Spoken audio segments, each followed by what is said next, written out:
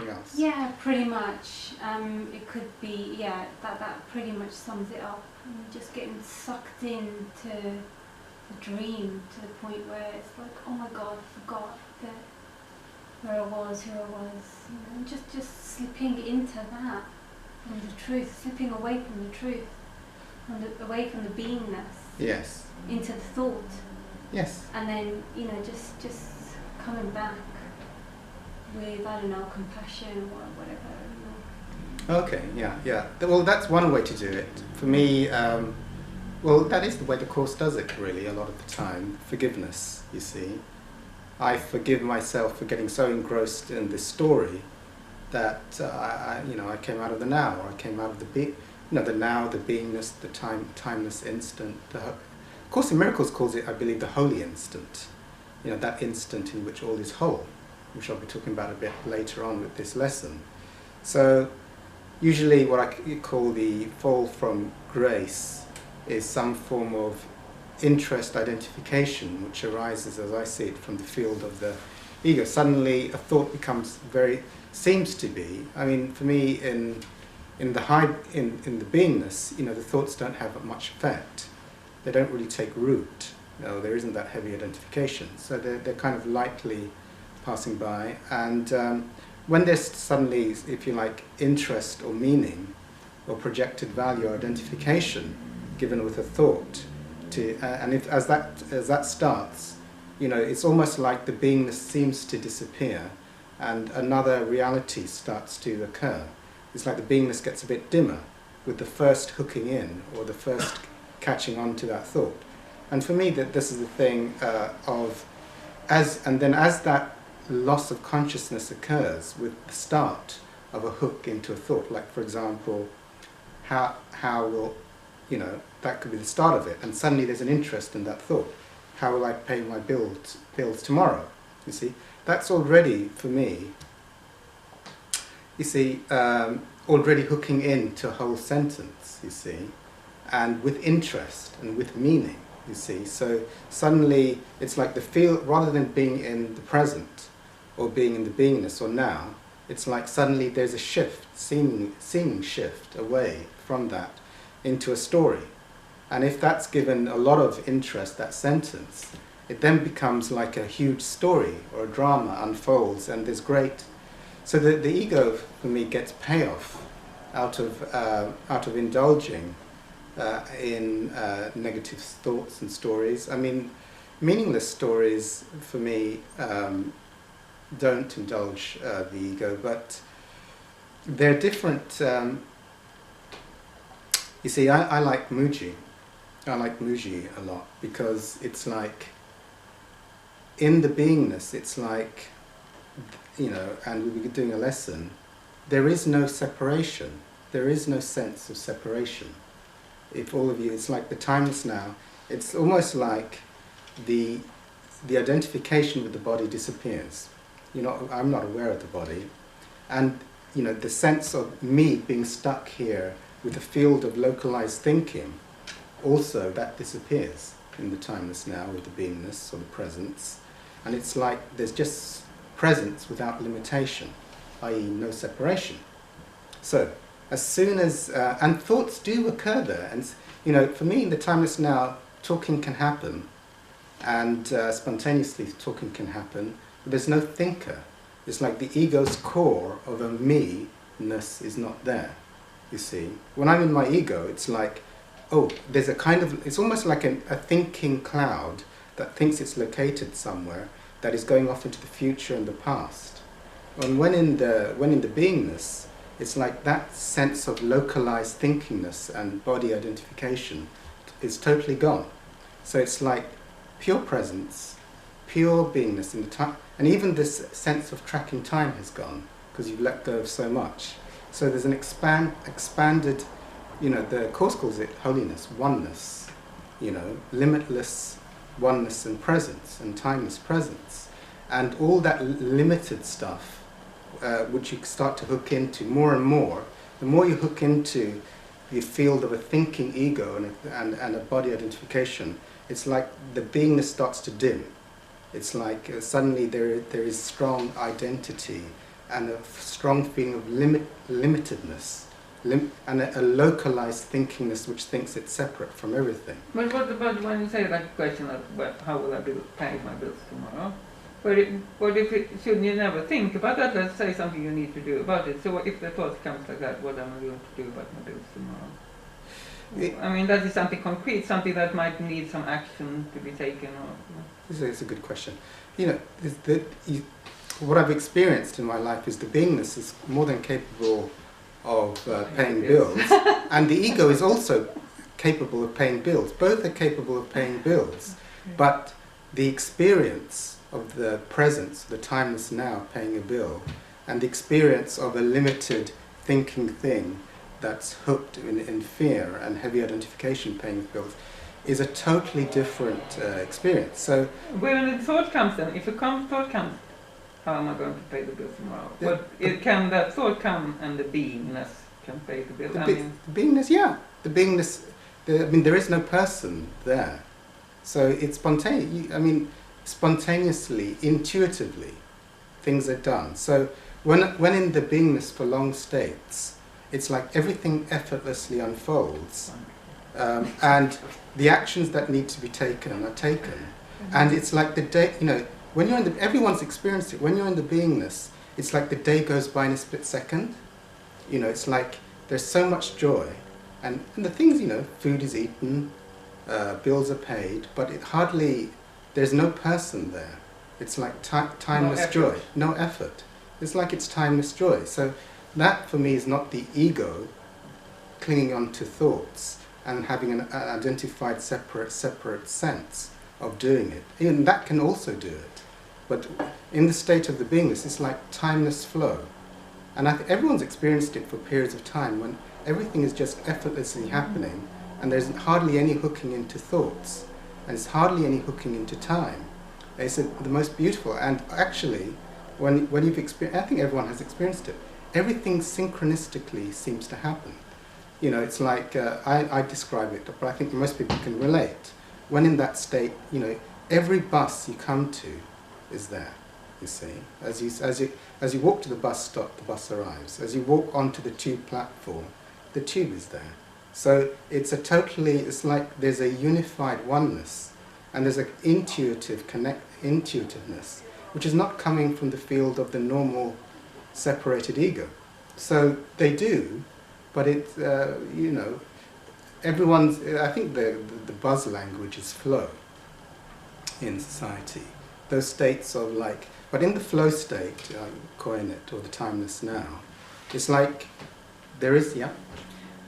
That's quite interesting. I was just thinking how sometimes knowing that could feel like, oh, I want that, like it's out there, and like, you know, just expecting and waiting for that to come in, rather than to, you know, live it and,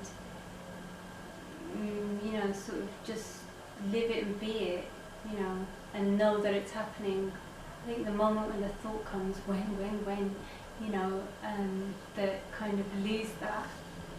Yes, you know, that's an identification with I, isn't it? Yeah. Yeah, and it's the start of the story of there's a me in separation from that. Yeah.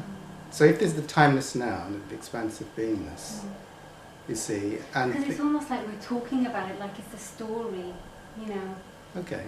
You know, so it's like it's like a nice promise or something, you know. But actually, when we just maybe be it or something, then I don't know. I think I think we should start the lessons then. How do you be it? Because the self-enquiry or lessons or forgiveness. But while there is identity of a separate me doing actions, then there is some sense of separation which is occurring. And this persistent I-ness that is thinks it's an independent entity and is hooked into all of the stories of an independent thing that is doing things. The strength of identity of that then pulls you in, like the Course says, into different for me, different stages of the illusion. You know, when I had, you know, at the height of my addiction, when I had kidney failure, and I was, the head was going at 100 miles an hour. So basically my thoughts were like cocaine. I was so addicted to thinking. And they were going 100 miles an hour. I had to do a billion things at the same time. I was also had to use several addictions to try and cope with the horrible feelings of negativity. And the body was destroying itself because it couldn't cope. So that then led to kidney failure, facing death, and then a spiritual experience. It's like the surrender of, like, finally the strong, huge identification with I, and an I that has to do things and create things and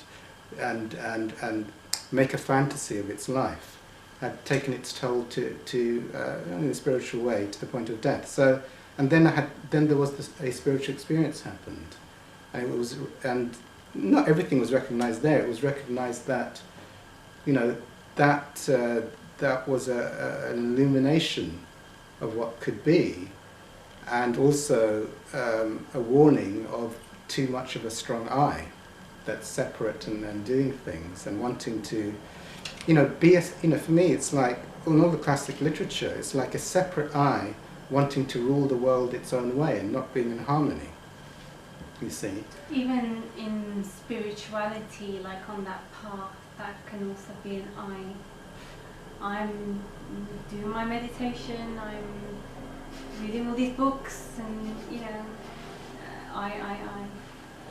Just another form of the ego kicking in. I mean, there's different.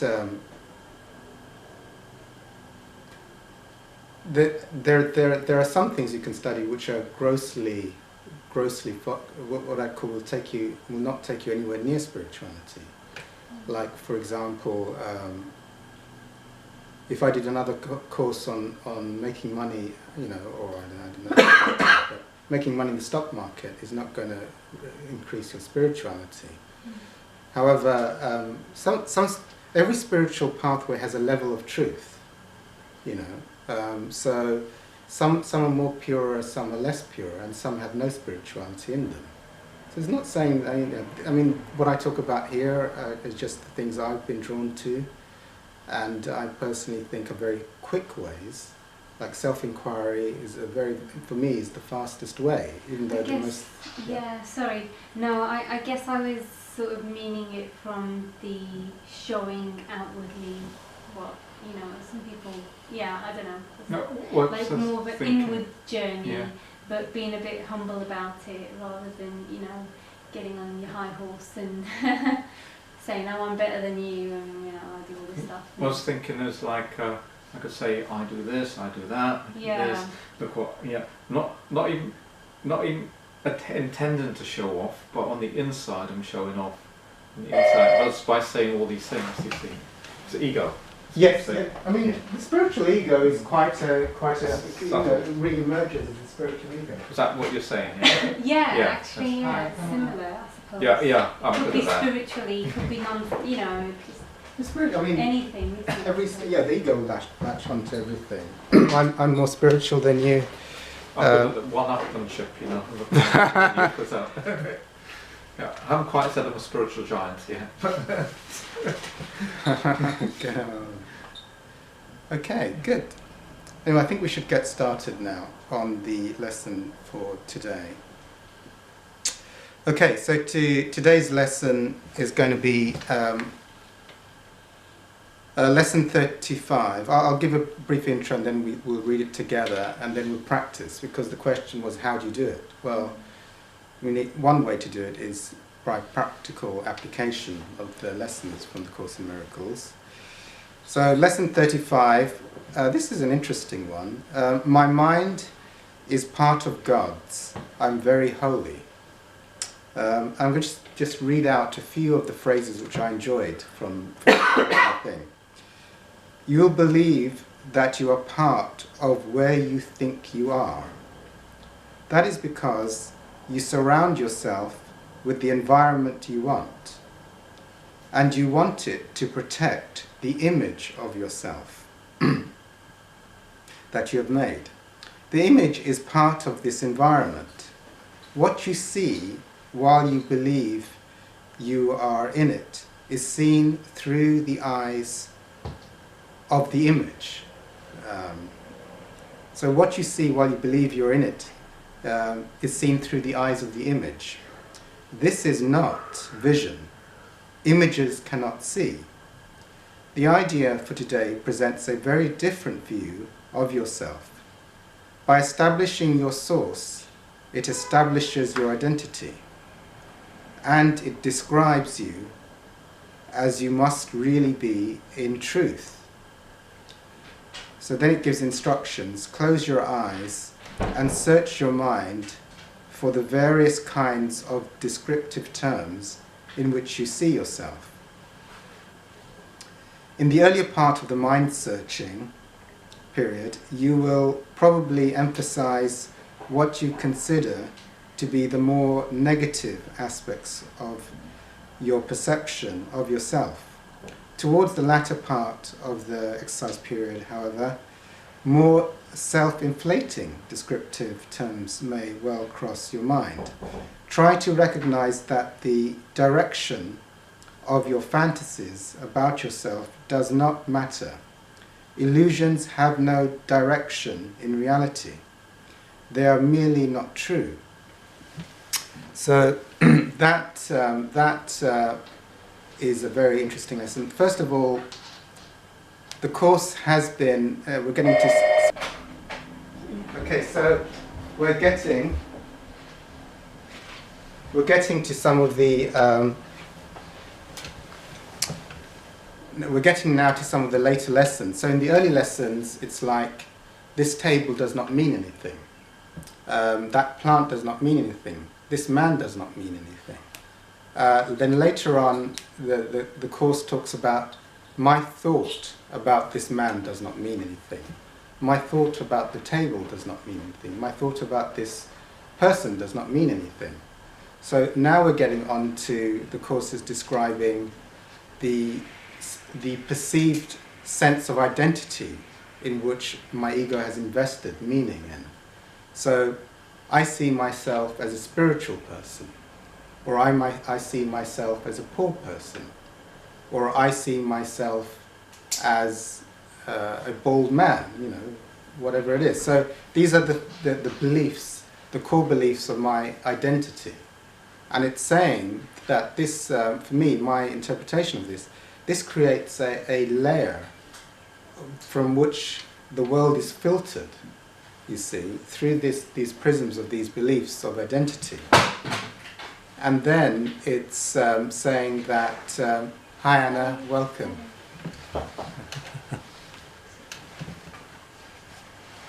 Thank you for coming.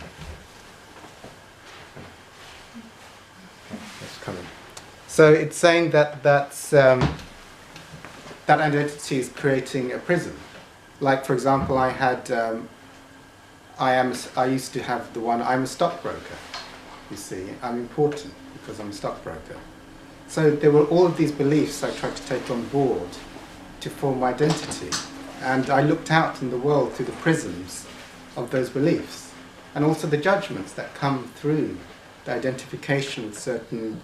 And for me, these almost come out of, like Jung talked about the archetypes within the collective consciousness.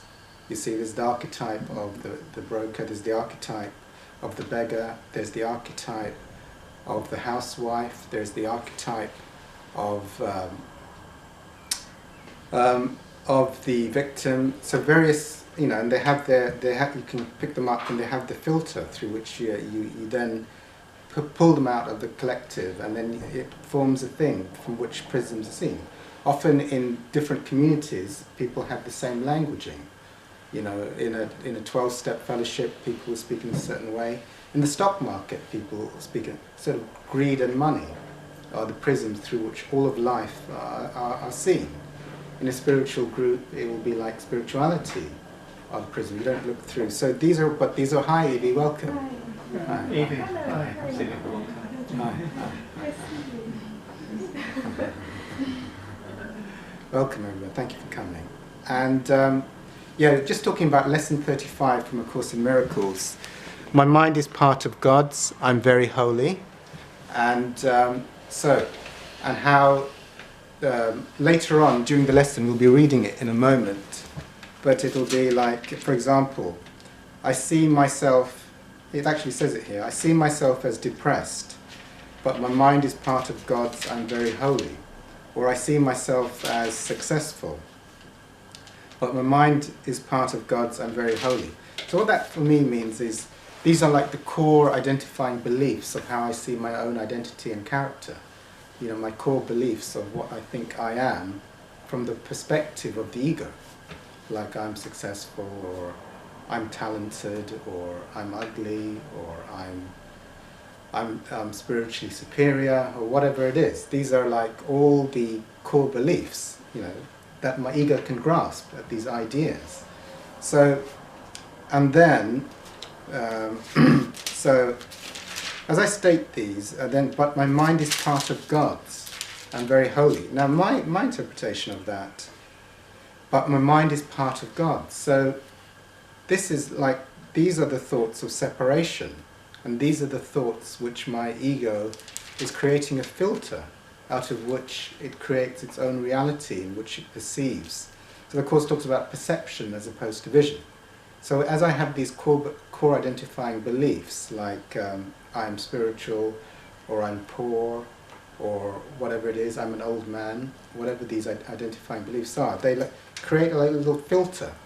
And it's like all of the world is seen through that. And for me, it's also connecting to those collectives, you know, those collective ideas within the collective unconscious. So now, but, you know, so like the Course, you know, like I talk about cancelling beliefs, or the Course says like my belief about this is meaningless, you know. So this is just another way, because it's sort of saying, like I like to say, I cancel my belief. So I see myself as, let's say, how do I see myself as? Let's say I see myself as a victim. So I see myself as a victim is the belief of my ego. But then I say, but my mind is part of God. So basically, I'm nullifying that. You know, this is not the truth. I'm a victim is not, you know, because in truth, my mind is part of God's. I'm very holy. I like that because, for me, holy is I'm negating what my belief of my character. And saying, but my mind is part of God, like this is not true. But I am very holy. So, see, that thought, I'm a victim, you know, it already means that there is a sense of I-ness. That is a victim, or is poor, or is successful, or whatever it is. So, you know, it's saying, you know, I'm in unity. I'm in oneness. I'm with the God. I mean, God is infinite. God is not limited in any way. I'm very holy. So holy is for me another way of signifying oneness, or limitless, or timeless presence, or that which is here beyond the stratospheres of identification given to the thought fields of the ego. Can I ask which Yes? part of it negates the thinking I'm a victim? Yeah, but my mind is part of God's. So you're Yeah. identifying with God, and that negates also the I-ness as well. Yes, yeah. You said you were doing that with yourself earlier, with your problems. Yeah. And it was working. Yeah, surrendering in a way. Yeah. So it's negating that, and now it's stating in verbal format. You know, this is not true. I'm a victim. This is not true. I'm in connection with God. I'm part of God.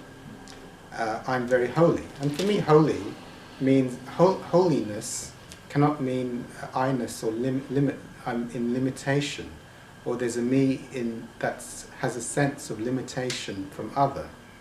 So it's like the timeless now, the oneness, the limitless presence. I mean, these are all just words, but they're beyond the fields of identification with a separate me that has to think about the next second, or is worried about the past. Or in this lesson, we're going into another aspect of the ego, which is the core beliefs in which I identify myself as an ego. Like I'm successful, I'm an old man, I'm a victim. These are like core beliefs of the ego. So we're trying to nullify these so that we can gain unity with the truth. Okay, so camera's on. Okay, yeah, cancelling of beliefs. So we'll do the cancelling of beliefs, and just as a so, I mean, I experienced after Hawkins, after I got introduced to Hawkins, and the main reason I did Hawkins has, you know, for me, all the course lessons are more or less saying the same thing. Whether you're saying your thoughts are meaningless, or I see myself as an old man, my mind is part of God, I'm very holy. But he used the language, I cancel my belief in kidney failure. I'm an infinite being subject only to what I hold in mind, which is saying the same thing. So I cancel, you know, I cancel my identification or the projected meaning I've given to the idea of kidney failure. I'm an infinite being. The beingness is not limited, it's infinite. It's not limited by time, it's not limited by space, it's not limited by dimension, it's not limited by negativity.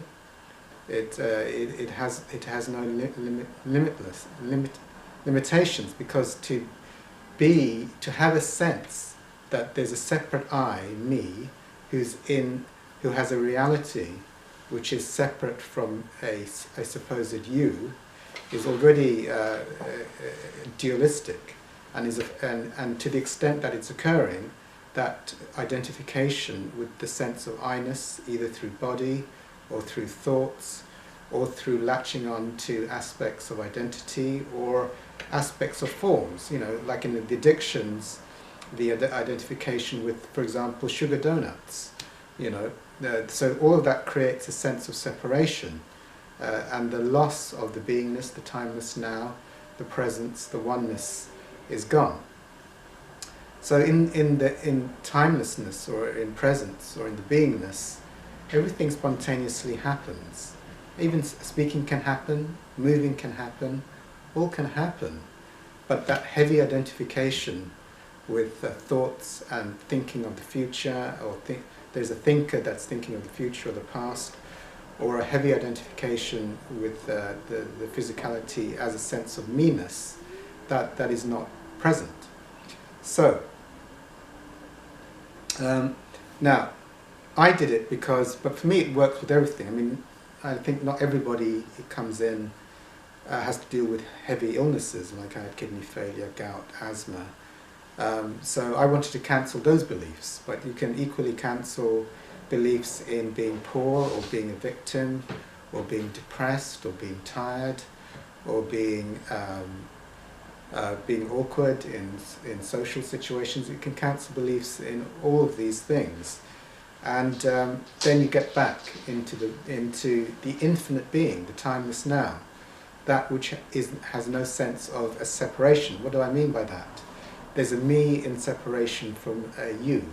There's a me in there's a sense of identity that's in separation from others. Hence, then the timeless oneness that unfolds spontaneously is not there because of the latching on. To the extent it's latched on, it's not black and white. You can hook in a little bit, and it's like that sense of expansiveness and limitlessness and now starts to slightly disappear. And if you heavily hook in to the thinking, then there's a sense of a body and a separate identity in a location, thinking about the future and the past, becomes heavily identified. So these are different levels of identification, and they take you in or out. In terms of the heavy feelings I had with like depression and fear and anger, they tend to be, the hooking in tends to be much more subtle when one is more present. Also in terms of, like I've shared, like when I had the, for me, like so much of this world is just beliefs and hooking in. Like when I went to see Muji and I had the one-to-one with him, I went in with horrific gout in my feet, horrific pain. I had kidney failure, so exhaustion. I mean, there was real exhaustion in the body. So pain, exhaustion. So that was huge identification with tiredness, with pain, with the body, with a sense of poor victim me having a suffering life. And then Mooji just asked, you know, I inquired into what is the nature of the I. You know, what am I? And I told him, well, I've sensed there's an observer of the thoughts. And then he asked, what's observing the observer of the thoughts? And upon that, I had a white light spiritual experience. And then it was like, when I came back into the room, out of the white light, you know, no pain in the foot. I was not even aware I had a body. There was just like limitless joy, or ecstasy almost, or bliss, you know, and all of that was gone. And in fact, I came in on an autumn day, and it seemed to be that I left on a summer's day. Everything was so stunningly clear and beautiful that was being witnessed, and things were just happening, unfolding. The sense of I-ness, that heavy I-ness had disappeared in a split second. So that's the power. One doesn't know the power of hooking into certain beliefs and how they create a reality that one seems to live in. I'm trapped in a body full of pain and suffering, I'm worried about the future, this sense of I-ness and separation, and then the timeless now, the difference. And these are all, the Course is saying, these little beliefs that pull you in to these different levels of fields of separation, and fields of perceiving and filtering the world, and perceiving a sense of me that is separate from the world. To the extent there's a strong me that is in separation, then there can be there will, generally speaking, for the little me, the ego me, it seems like life is suddenly happy, and then suddenly life is miserable for the little me. And there is that huge sort of buffeting by life. It's like, oh, I won the lottery. Suddenly little me is like full of ecstasy and happiness. And then suddenly, oh, someone's crashed into the back of my car. Then the little me in the next minute is down in the pits of despair. And then suddenly the little me goes on a date and has got a girlfriend, and the little me is happy again. And then suddenly there's a breakup, and the little me is suddenly depressed and angry. So there's a huge, when the sense of a separate me is very strong, the buffeting by life, it's like, you know, up and down, up and down. To the extent one lets go of the identification with the little me, through the meaning it's projected onto objects, and the meaning that is projected, or the identification with thoughts, and the beliefs of identity, as we're doing today, as this is, then, you know, that, when you're in that state, and most people have experienced it, you're not buffeted much. There's this very strong... Yes? Yes? Because you kind of put them on equal levels when you say the negative and the positive. So if you say you cancel your belief in the negative, but you still, I mean, you often, if somebody says I cancel my belief in depression, I cancel my belief in illness, it's because they want joy and health, and because they want, for example, I cancel my belief in being poor because I want to be rich. I mean, so then, if it's true, then you should also cancel your belief in happiness, cancel your belief in love, cancel your belief in abundance, because those are also beliefs. And so what, I mean, it's like you cancel your beliefs in all this negative shit that nobody wants. Because, why? Because you still want the other stuff. That's the only reason you even do it in the first place, because you want something else that you think is better. So, I mean... Yes? So it's the duality still. I mean, it sounds like here that it's about something else, because it sounds like in this thing we did now, for example, it sounds like you put on equal level, like I see myself as the bad, and I also see myself as good, and both are like nothing. So it's like here, so I cancel my belief in joy, I cancel my belief in love, I cancel my belief in happiness, I cancel my belief in peace, cancel my belief in everything then. So what is left? I mean, isn't it the same then? It's all the same. I mean, eventually you go to that which is beyond thought. So mostly when we do this, I mean, I haven't heard anyone say, I cancel my belief in joy, I'm an infinite being and only subject whatever. I cancel my belief in... Okay, I see. You see my point? I see that. Yes, a good question actually. Yeah. So the Course states that only love is real. So then love is, I can't say I cancel my belief in love. Well, you see, what you're saying that is your belief in a concept. Yeah, belief in a concept. That's correct. Yeah. So the belief that there's a separate me that believes in it. Yes, as a conceptual me believing in an idea of love We want to Yes, cancel. an We want idea. to. We want to cancel that as an idea. So in a way, you could say, then I cancel my belief in love. I mean, because your belief in love, you cancel. Yeah, yeah. I mean, you may have an idea of what love is. Like love is like you meet this girl, and that's love. You see. Yeah, but you might have an idea of love that is much wider than that, because that's very limited. Yeah. You might have an idea of spiritual, infinite, whatever love it is, but it's still a belief. But yeah. So it's not allowing the self-discovery of the absolute truth. But you because can, it's a I belief. can feel a great fear in saying, I cancel my belief in love, I cancel my belief in God. Normally you don't have. I mean, you can do, but if it's very weird. but it's like experiencing the truth free of all beliefs. You see, and free of all separate an identity as a separate I. Thing in making a concept about. Yeah, but you see my point, because I can feel it's easy for most people, and for me it's definitely to say, I cancel my belief in death, I cancel my belief in lack, I cancel my belief in illness.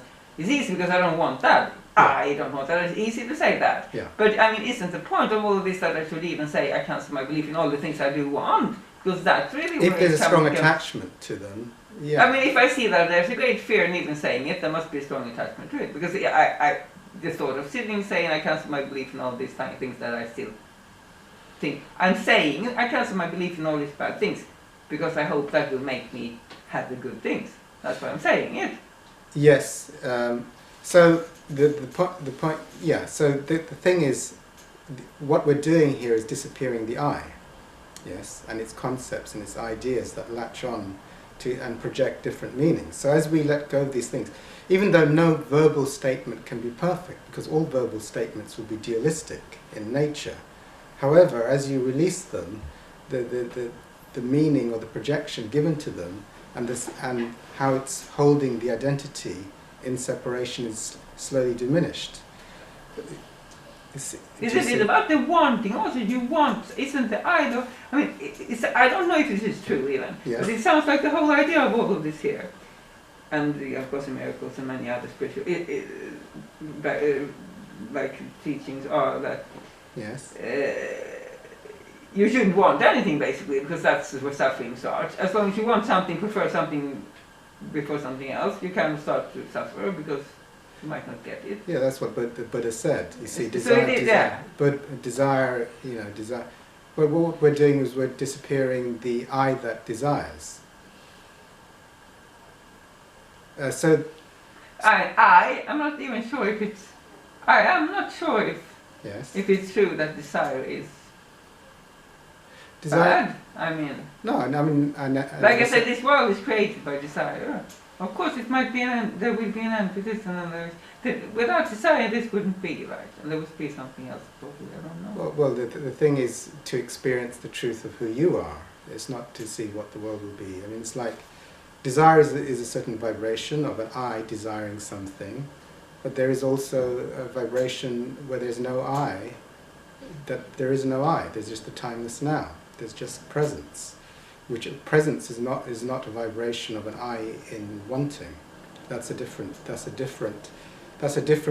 of the fields. But we don't want to talk intellectually. And yes, you are quite right. I mean, every statement we make is dualistic in nature, but the point of it is to slowly eradicate the I's beliefs so that we can experience something which is the truth. So this truth is always here and is always present. And it's realized, it's recognized to the extent that this I and all its beliefs and all the meaning that is projected has been released through different mechanisms. So yeah, when you experience it, it's not an I that's experiencing love or joy or happiness. That is the natural uncovering from the release of an ego taking ownership of what is always already here. So that's... But isn't it strengthening the ego in a way, sitting and saying I cancel my belief in all these things, because I think most people do it because they don't want these things. They want to get rid. They hope that they will get rid of these things so they will feel better. Well, if I'm a hypnotherapist. You see, a hypnotherapist. So let's say a client comes to me and says I'm anxious, Yeah. or I have fear. So I'm a hypnotherapist. I can help them release the fear, but I will not touch their sense of I, because they didn't ask me, you see. So I'll try and help them release the fear, but I'll keep their identity of a separate individual that it has less fear around this situation. This person has a fear of spiders, help me. Or a phobia of spiders, I can help them. But I just release the fear in relation to that. But that will be, so that spirituality, every spiritual view, but this spirituality is talking about releasing the identity to recognize the truth, which is always here. But not as an intellectual debate, but as to recognize that, to recognize, to surrender the ego, to recognize that which is always here. My view is it's better than the sense of I. Being in the fear, I'm nothing wrong. I've got nothing wrong against people. I was that most of my life. I want to be successful. I want a girlfriend. I want donuts. So that's just another way of living life. There's a me wanting to get things in life. That's okay. But through my spiritual experience, I recognize that being or having freedom from the bondage of I, from this ego thing, feeling in separation to other things and connecting to those higher spiritual states in truth was actually much more joyful. Absence of I, So you can have the paradox, there's an I that wants joy, but to experience joy without I is even better than an I wanting joy, you see. Yeah, I just meant that this exercise in a way can be misused then in a way that you use it, the ego uses it because it wants the joy from the ego perspective. Do you see what I mean? Yes, that's what I meant. Yes, everything can be misused. Yes, that's true.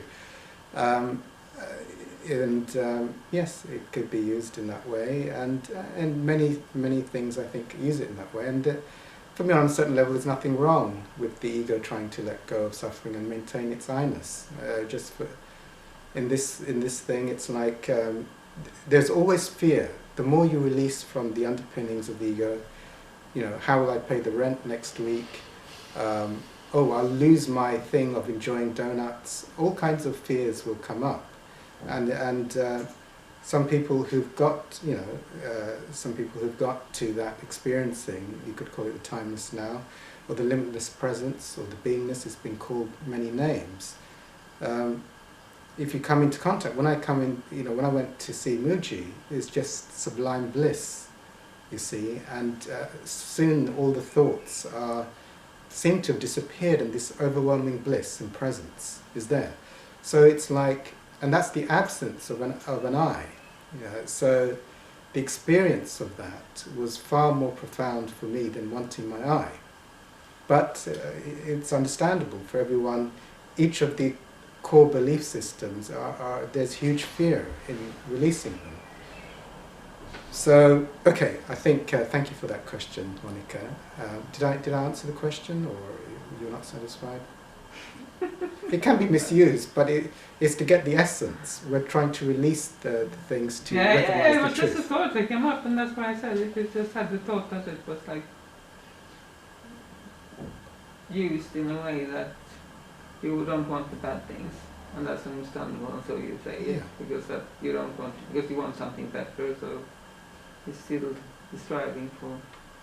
I suppose it will always be all spiritual searching is still the ego striving towards that until there is no ego anymore. I mean, it's still the striving of the ego. It's like until you get to a point where it's not there. Yeah, I mean, even the highest spiritual striving is still the ego striving. Yes, still the striving, until the striving is not there. So it's said perfectly.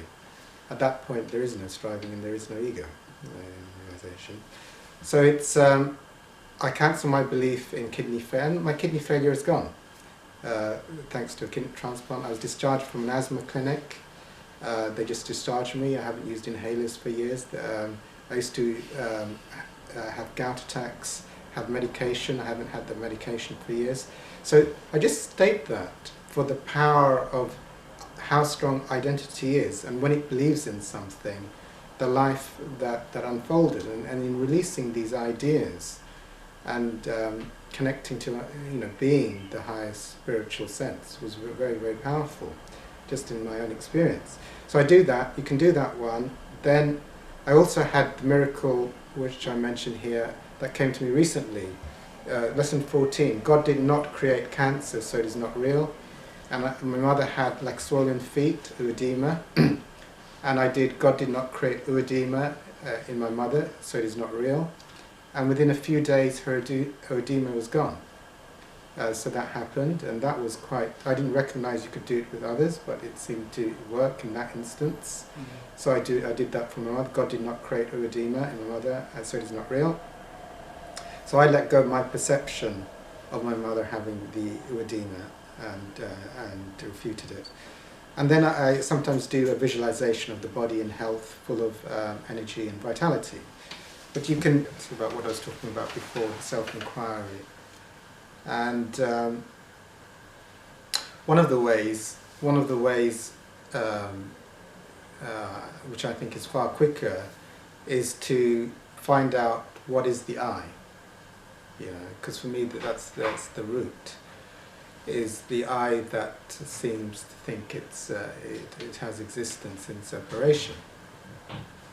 And I loved Muji's. I mean, Muji's had a profound effect on me, and inquiring as to what is the nature of I,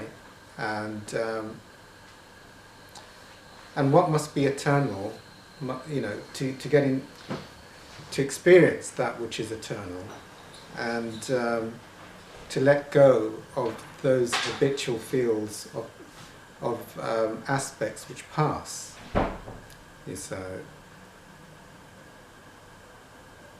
And I like to give the eye metaphor, but it's not a perfect metaphor. If I can see a plant, you know, then the plant is not me.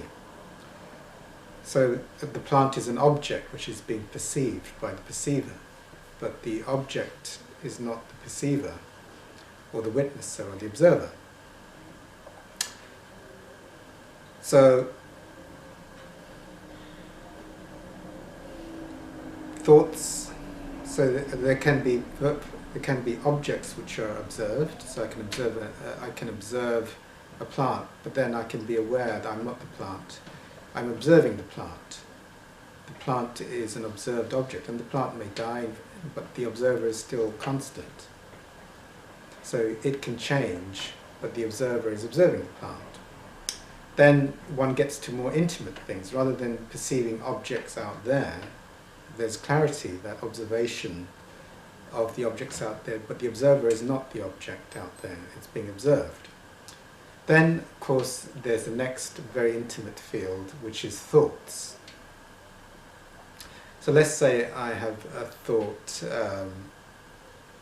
I'm tired, for example, I'm tired. So this thought, am I this thought? You know, but that thought wasn't there a moment ago, and now it's here, I'm tired. So there is an observer of this thought, which is not the thought. So that thought just floats by, and it's being observed floating by. Therefore, there is, when it's recognized, there is an observation of all thoughts which come and go and pass, but the observer is not the thoughts. So there can be clarity at that level. Then, what about memories and images? You know, there can be images externally that come and go, like a bird may fly in front of me. What about memories? Even with my eyes closed, there can be visual images. Oh, are these visual images me? Oh, now there's an image of my mother, and then that image is gone. And then there's an image of money, and then that image of money is gone. And then it's recognized, so am I the images, or is there that the observer of the images coming and going in front of the images? And then there's clarity that the images are being observed coming and going, but the observer of the images is not the images that pass. Then there's recognized that something is tracking time, but that which observes time tracking is in the timeless, so is not in the field of time. Any form of limitation, am I the body? Am I this pain in the toe? Well, that pain in the toe wasn't there this morning, and now it's here, it's intense, and then it's going. There is an observer of the pain, which is not the pain. So clarity suddenly occurs, and disidentification with the fields of separation occurs. So as that clarification occurs, then there's the recognition of that which is eternally present. What is eternally and timelessly, for all eternity, present and will never pass? The recognition of that which is timeless and which is not of form that can pass. When that is recognized, that is beyond I, in the sense of I. It's beyond time, it's beyond form, it's beyond anything perishable that can come and go or die. So it's the recognition of that. Having said that, I'd like to ask at this point if anyone needs self-enquiry or wants self-enquiry, if they're not clear on that. I wouldn't mind. Yeah? Might Okay. help me wake up. Yeah? Okay, good. So what is your experience now? What is your experience of you?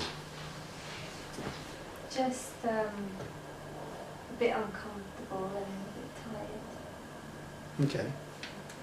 So there's an uncomfortable feeling of tiredness? Yeah, sensations. Okay, uncomfortable.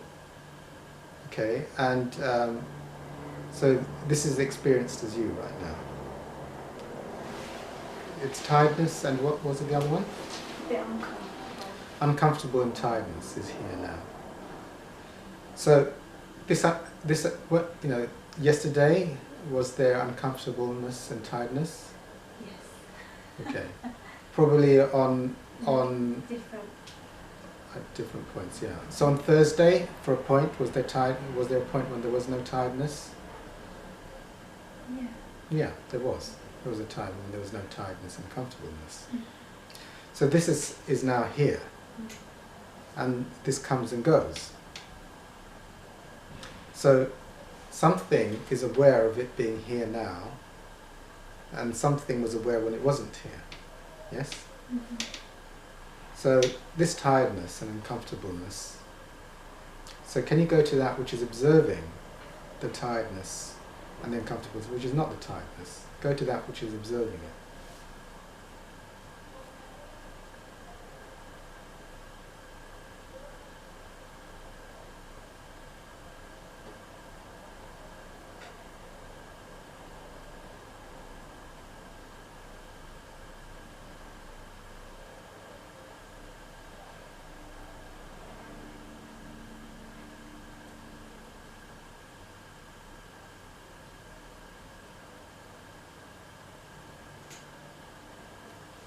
When it brings up Yes. anxiety. Okay, good. So it's Yeah. changed. Yeah. Okay, so now is it what's here now? Because it's not like a form, kind of a location. There's nowhere I can look at it and say, there it is. It was just more of a feeling. And when I was coming out of that, it just felt like a bit breathless. Anxiety. Okay. So what's here now? What's your experience of you now?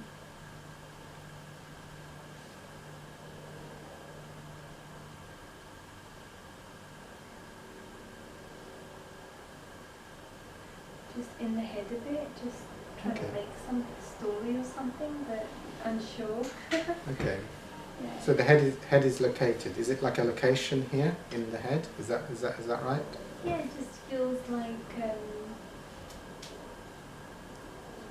just some activity, but I don't know what.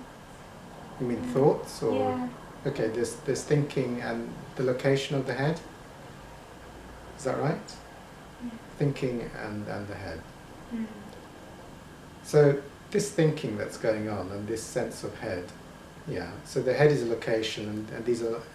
It's like is it like a constant stream of thoughts, or is it like a fuzzy stream of thoughts? Sort of in and out. Yeah, not clear. In and out of the thoughts. Just something I can't even think or can't even get the thoughts. I don't know what they are. Okay. So, Okay. yeah. So and the thoughts are sort of more fuzzy and less fuzzy. Is that right? Yeah. Yeah. So it's going in and out. Yeah. Okay. So Yeah. okay. So there's a fuzziness going in and out here. So that's a location, and there's a fuzziness of thoughts going in and out. Mm. So something knows that, which is not that. You see. So just like if I saw somebody running towards me and away from me, yeah, and I saw them, they were in this location. I saw them running back and forward, running back and forward. I can recognize that I am observing the back and forth and the location, but that which is observing all of this is not that. So you can allow this back and forth in this location to be here, but something is observing the location which is not the location. And this back and forth, it's okay, let the back and forth happening, but that which is observing the back and forth is not the back and forth. So allow this, whatever's happening, and let it happen. Go to that which is observing or witnessing all of this, which is not this.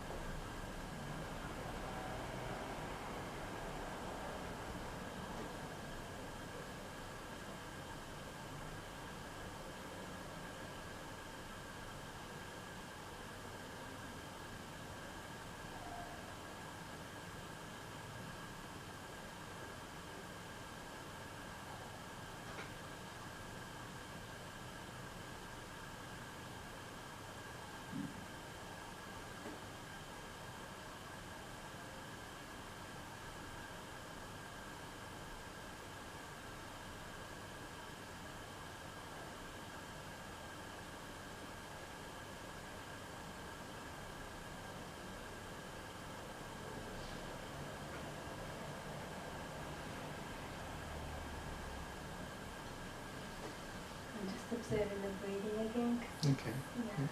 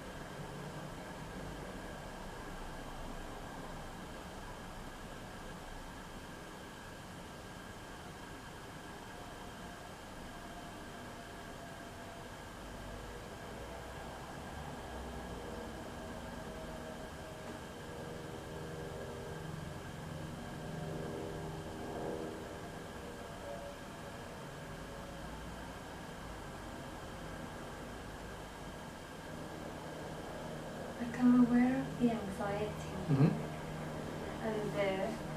the breathing is different, but I feel like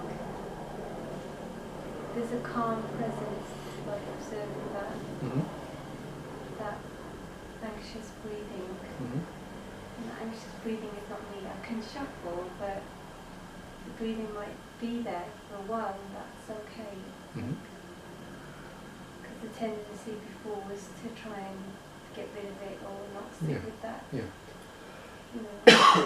Awkward breathing, constricted breathing.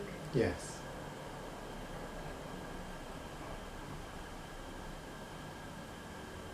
And it can still be there.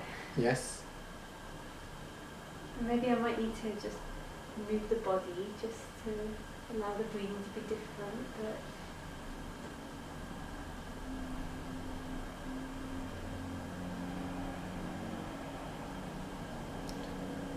and what is the I now?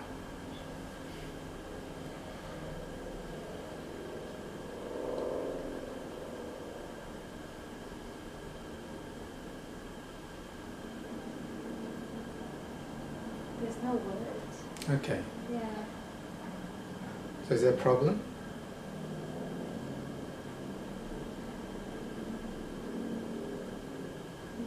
problem is, no, it was just in observing Yes. the Okay. problem, observing. Yeah, that's okay. It's observation of it, but it is not you. Yeah, good. Yeah. Good. Yes. Definitely a practice. Yes. But that time was good because Yeah. like normally I'd want to run away from that kind of breathing, just when it gets anxious and but actually I was just looking at it this time thinking, oh, I felt like a calm presence looking at that which was not calm. Yes, that's right. Like if a person came in the room and started screaming, you see, if one is observing that, there's a calm, peaceful presence, observing the man screaming up and down the room.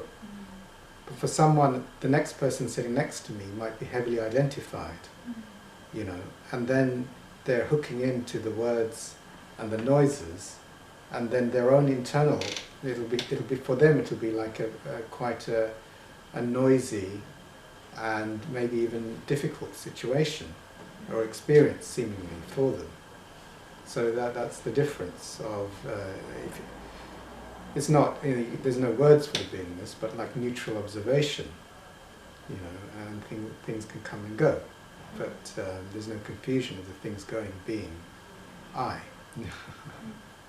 Like language we observe as well, don't we? It's not everything we observe.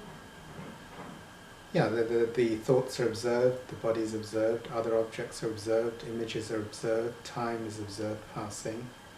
And breath. And breath, yeah. So the identification creates the hooking in, and then suddenly an I or an identity and separation is existing and so it's the seeming loss of the presence, the beingness, or the timeless now. Seems to disappear. I suppose that's what I was getting to earlier as well, like the question that yes.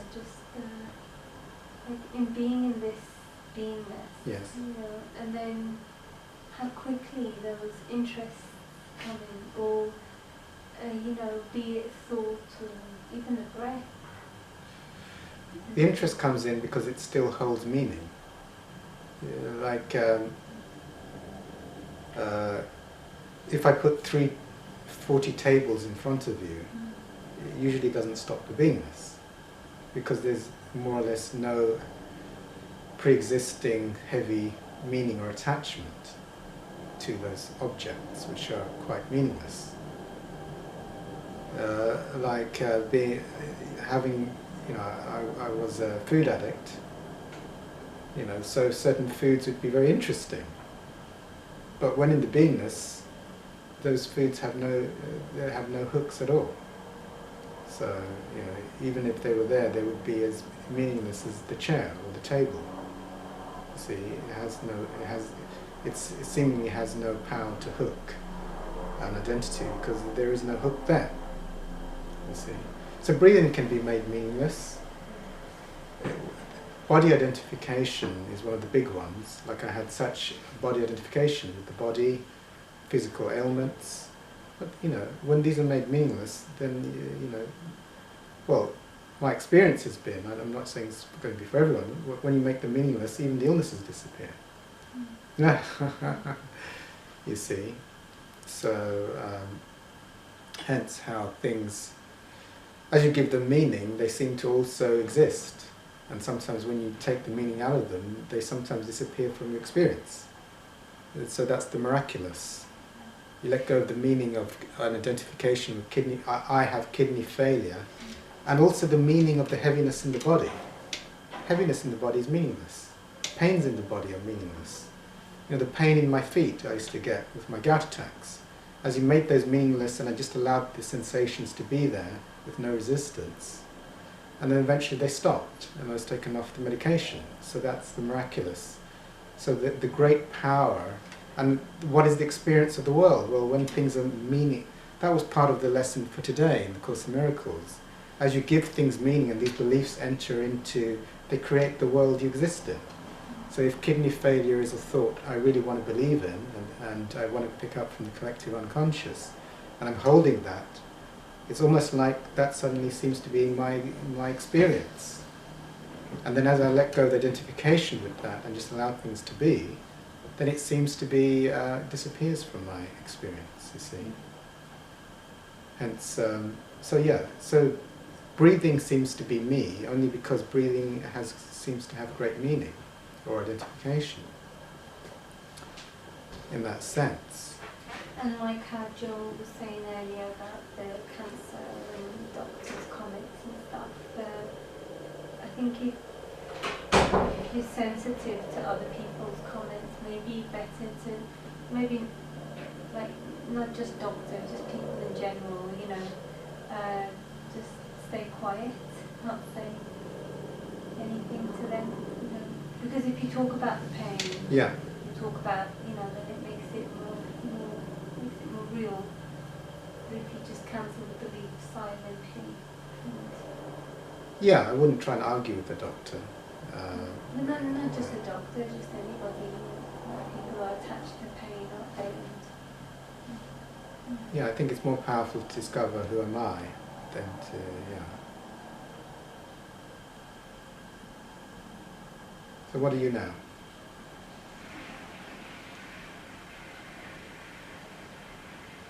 Are you an object? No, sometimes I talk and I think, why am I talking? Why am I speaking? Speaking can happen without the speaking being what you are.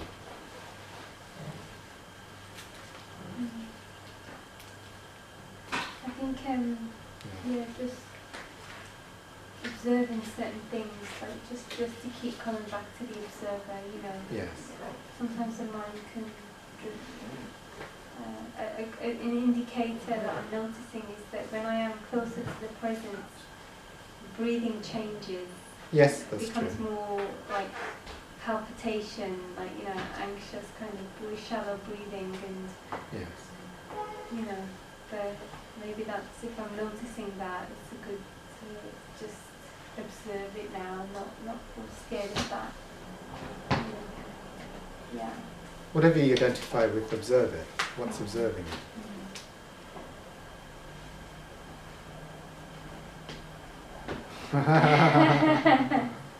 What's observing it? Yeah.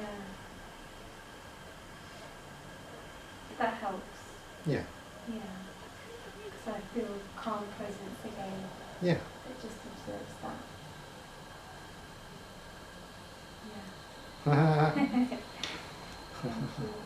I'll put the heating on. Heating switched off. That's why it's getting a touch cooler in the room. Anybody else would like self-enquiry? Yeah. Want to try? I'm going to go now. Go. Okay. Yeah. Thank you for coming. Okay, thank you. Thank you. Thanks, Sarah. Good.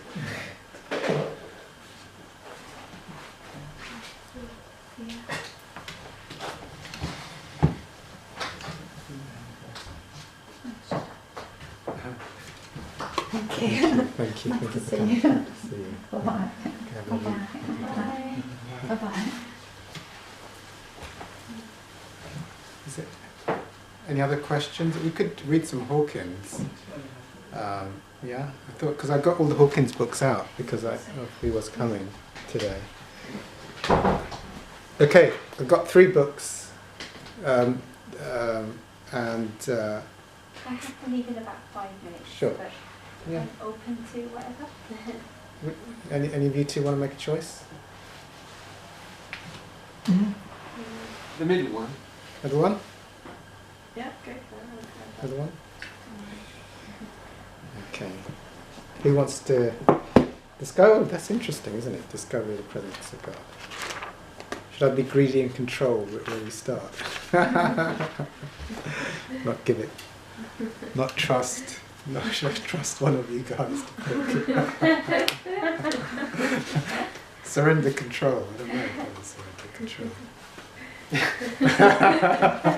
It's always something that you're doing with something that you were never that in the first place, isn't it? Yeah. Yeah? It's just like you're giving, yeah?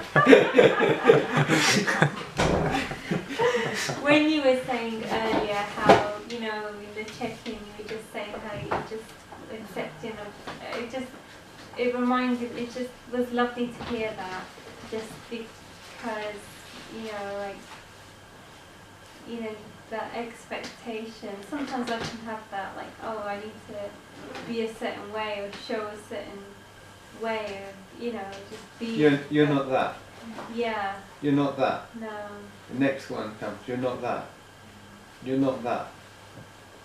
And if you think how much is built up in your lifetime that you think that you are, there's a lot of thinking about, well, I'm not that. But I'm also not this super confident person at the same time. I'm not trying to make myself into anything, and I'm not trying to take what never was into something that I have to let go of, because there was nothing that I was that in the first place that I need to let go of. In that instant, you feel much more present.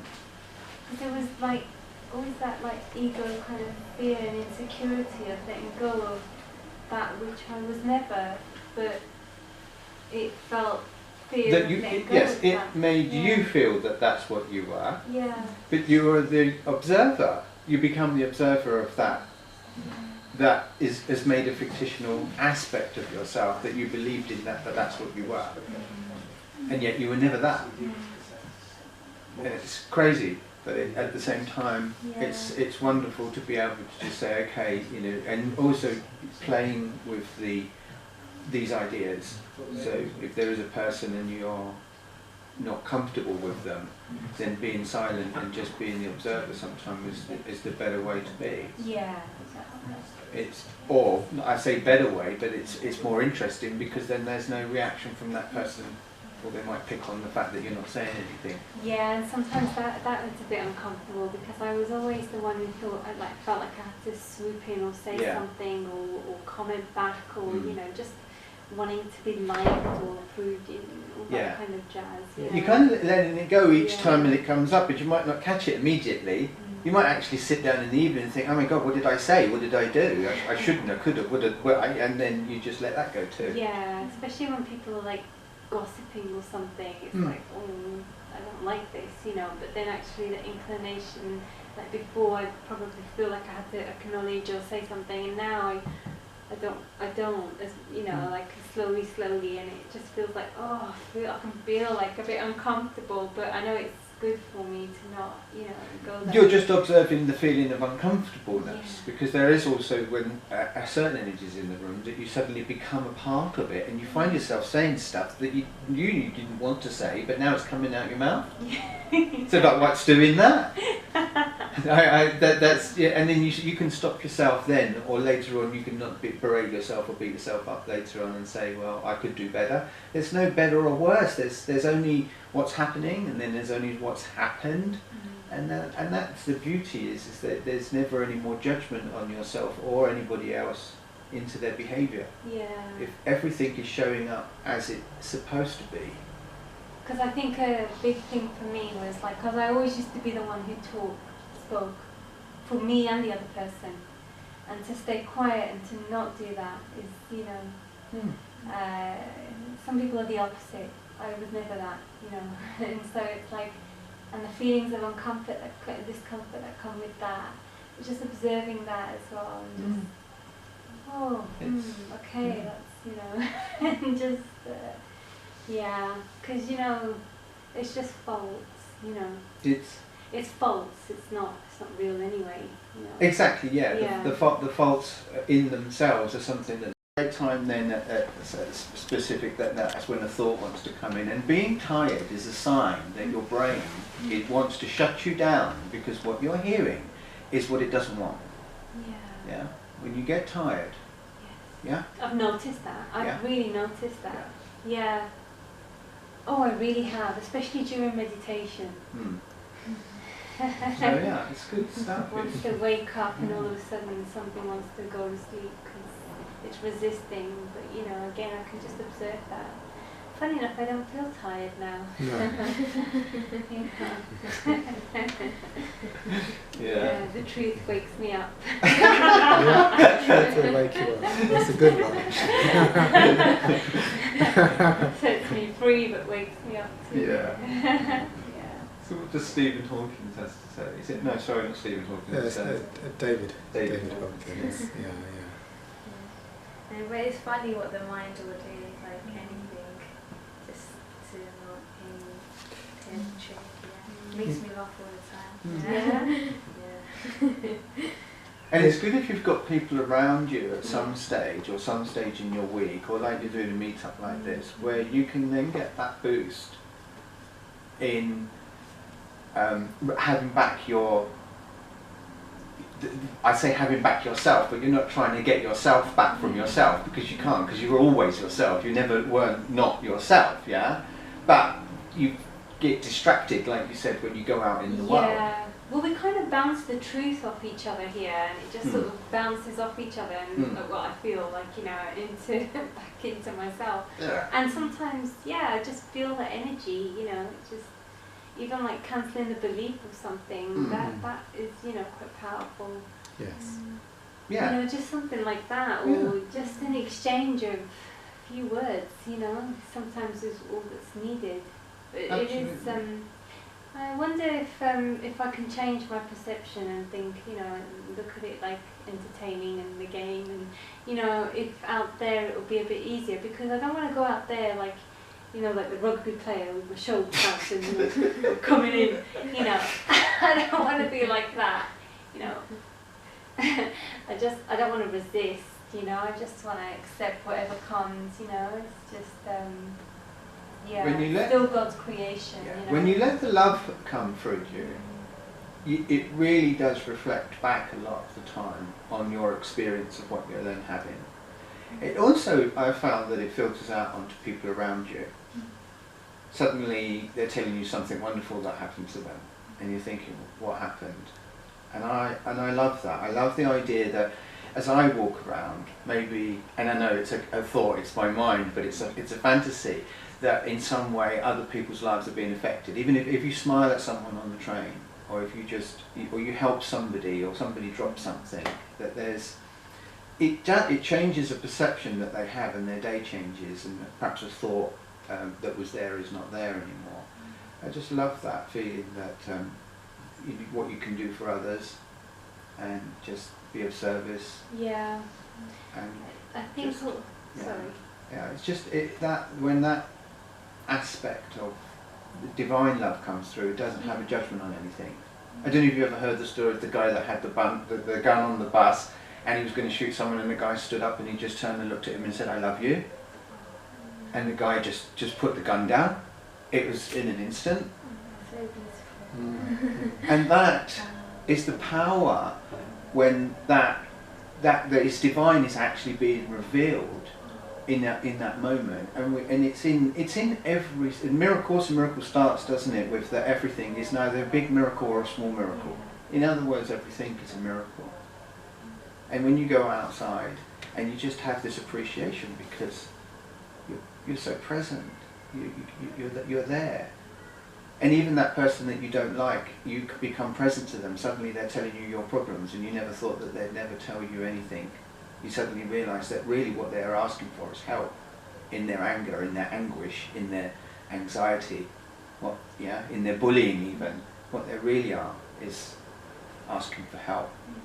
And you can't be present to that while you're a victim of something that they're being, that's been transferred in that way. And that's you just see it more and more in every day. Change the way you look at things, and the things you look at change. And I've seen that so many times now. My mind still wants to say, yeah, but coincidence. But really? Is that when I've seen it and I see it in other people, or you bring people to the other aspect of that this is a possibility, you can change the way you looked at it, just for the sheer fun of it, the hell of it, because if you've always looked at it this way, nothing has ever changed. So if you just let's put it in a case, you know, and you can keep it, you know, and I have to throw it away.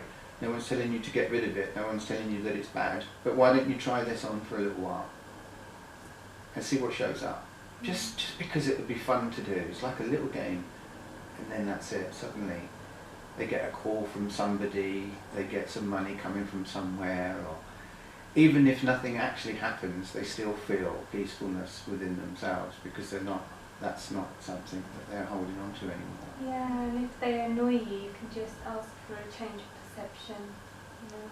Because actually you might not be able to do anything physically, but you can just ask for that.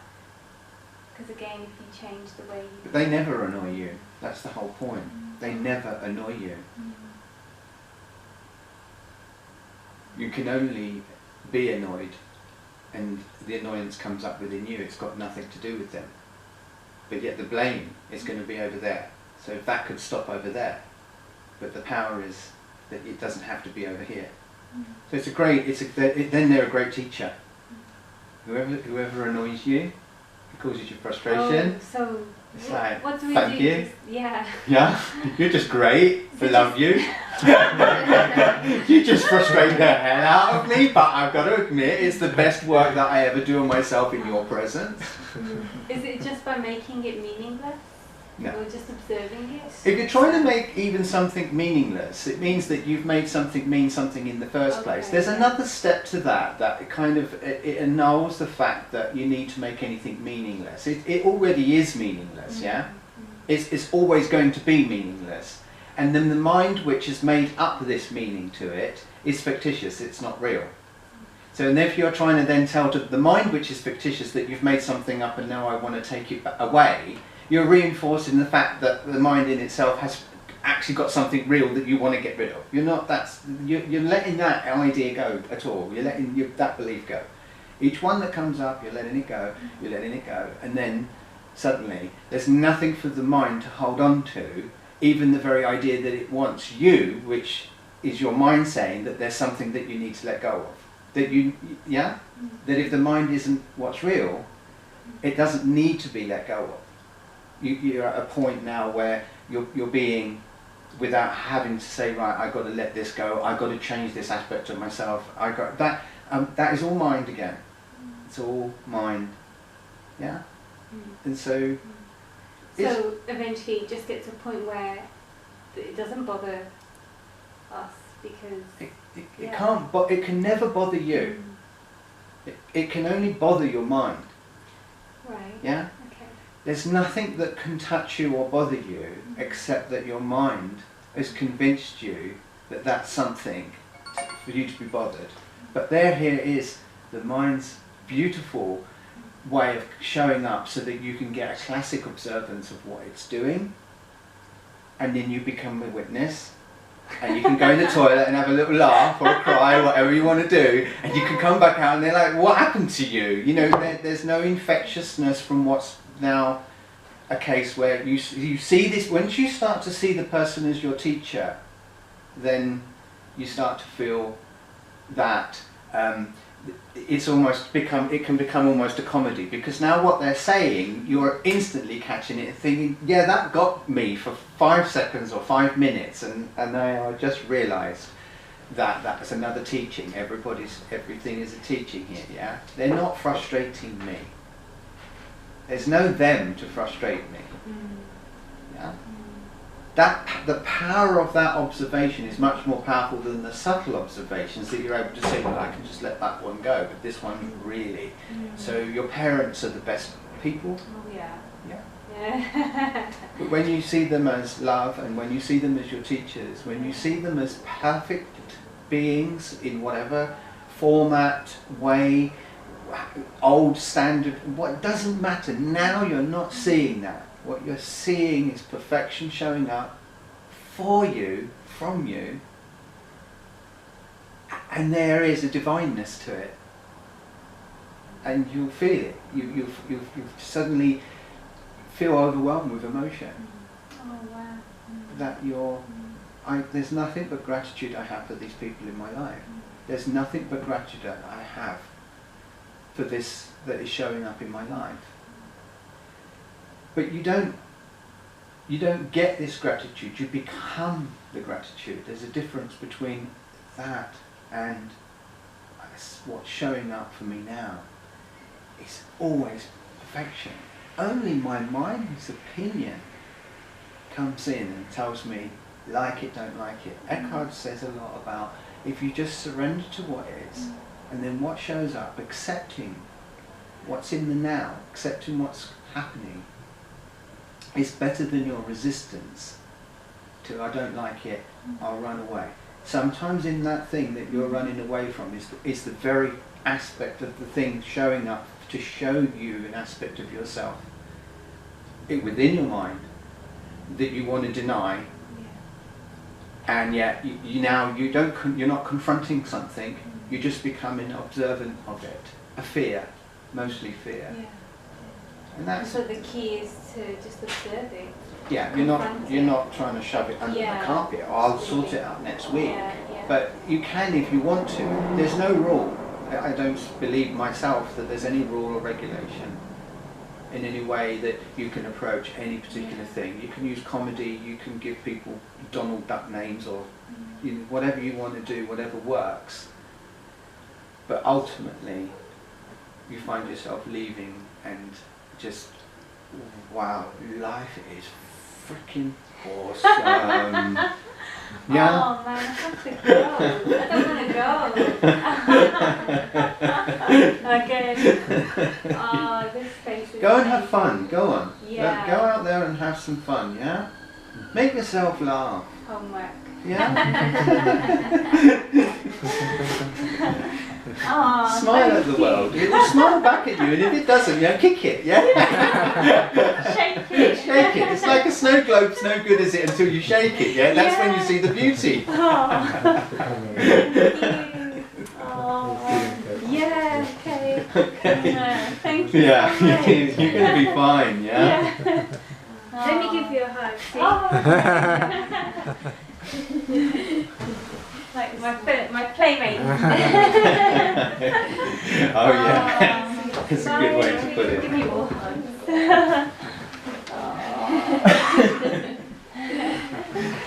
Thank you so much. Oh. It'll be fine. Yeah. Don't play. Yeah, have fun. Yeah. Don't have too much fun now. Even tears can be fun, right? Just everything. It is emotions, everything. It says it did today. Everything is coming from God.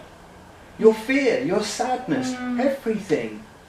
And once you feel gratitude for that, there's just that. There's no trying to run away from it anymore. Yeah? Amazing. Like nothing lasts as well, I mean, I was practically snoring here, and I'm wide awake. See you. Bye. It's the discovery of the presence of God in everything.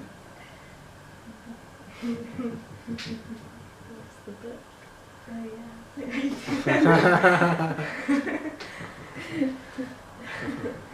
Didn't even have to wait for that. Awesome. Go and stop. Stop. The void. Oh, do I read it? You can read a paragraph, go around, yeah. Well, read as much as you want, there's only 4 of us, and pass it on.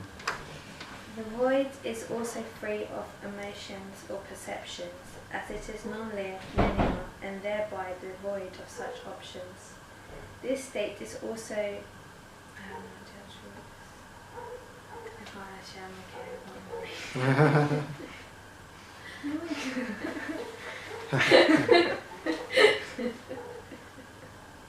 Do we start from the beginning of the chapter, or should we start from the middle? What have we got? We've got the void. How to get out of the duality of the void. Say 850. Razor's edge, wow. Then there really is no razor or edge. No, there isn't. Go and tell me there is one more time. I dare you. I dare you, motherfucker. You say what one more time, you say who one more time. That would be a great comedy skit for a spiritual thing, wouldn't it? Yeah, contemplation. So where is it? Language is for communication or information. When utilised in the spiritual realm, it eventually comes to an impasse that is frustrating. The mind wants to keep on mentalising about it. Language, that's the question. All right. It's a question and answers thing going on here. And this is answer. Language is a denotative by its specificity Yes. and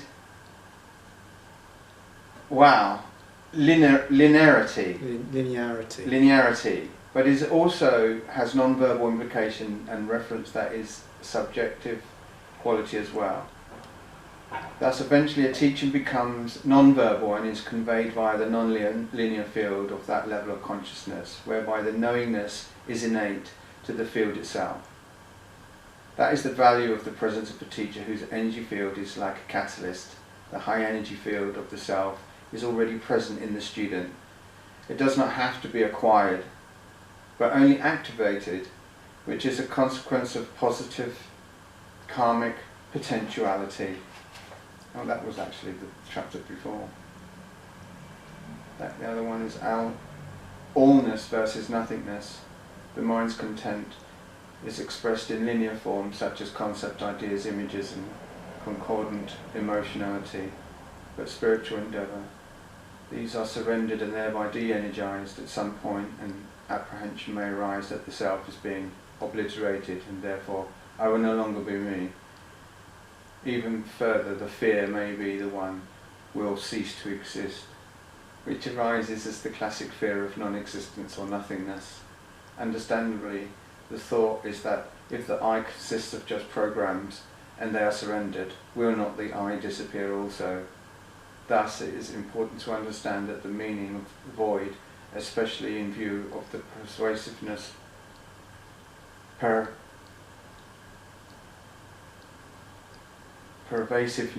of the lack of full understanding of the term from various Buddhist texts and other writings, such as the pathway of negation described in the Zen teachings of Han Po.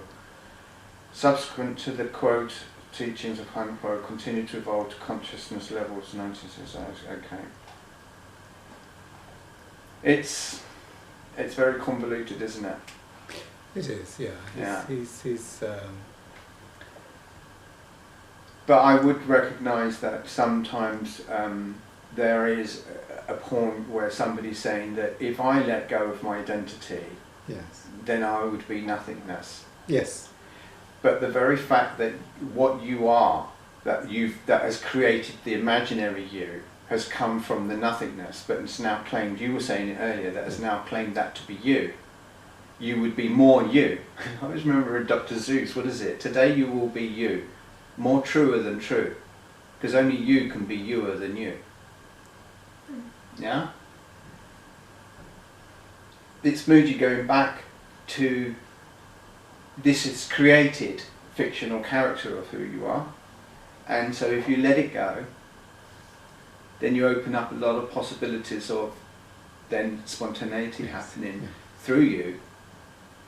But that spontaneity is also what would happen if you've got somebody else in the room that is present too, so you end up having a whole, or nobody's talking or people are talking, but there's an underlying essence of communication.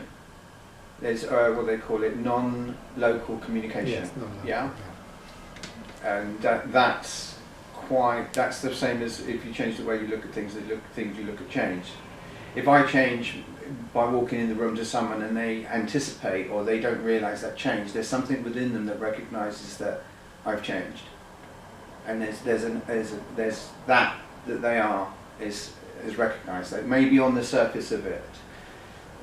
Or maybe they've lost themselves completely, but like I said, the guy with the gun suddenly had the realization that, you know, that there is love in front of me, but he couldn't see it until it appeared to him. And I often see that as people like angels, or angels, they're performing through people. Yeah. I remember being on the streets and some guy telling me where to get free food, and he was from Czechoslovakia, and he was writing in his best English, and I thought, my God, it's like I'm looking at an angel helping me here through this Czechoslovakian guy. And then I thought, well, to see the discovery of the presence of God is to just simply relinquish the idea that there is anything that where you have to get to in order to observe it. You can observe it right now. It's happening right now. It never was, never not happening in everything. And I find that to be just a beautiful way to go about your day, whether the sun is shining or not, whether people are rushing around, whether somebody hasn't given you the money you owed them, whatever it is. Forgiveness and surrendering and knowing that has come from God also is such a wonderful state of release. There's a weightlessness to you once you start to surrender to that is, and not that you think is this and that. And that could be, that would be, but if only, and should be, and I'd like it to be, but it's not, and when it is, all that language is gone. And what's left? What's left? So beautiful. So beautiful. It is the most extraordinary thing that it's here. And sometimes if I'm on a train, I'm just thinking if I could just say something in that train.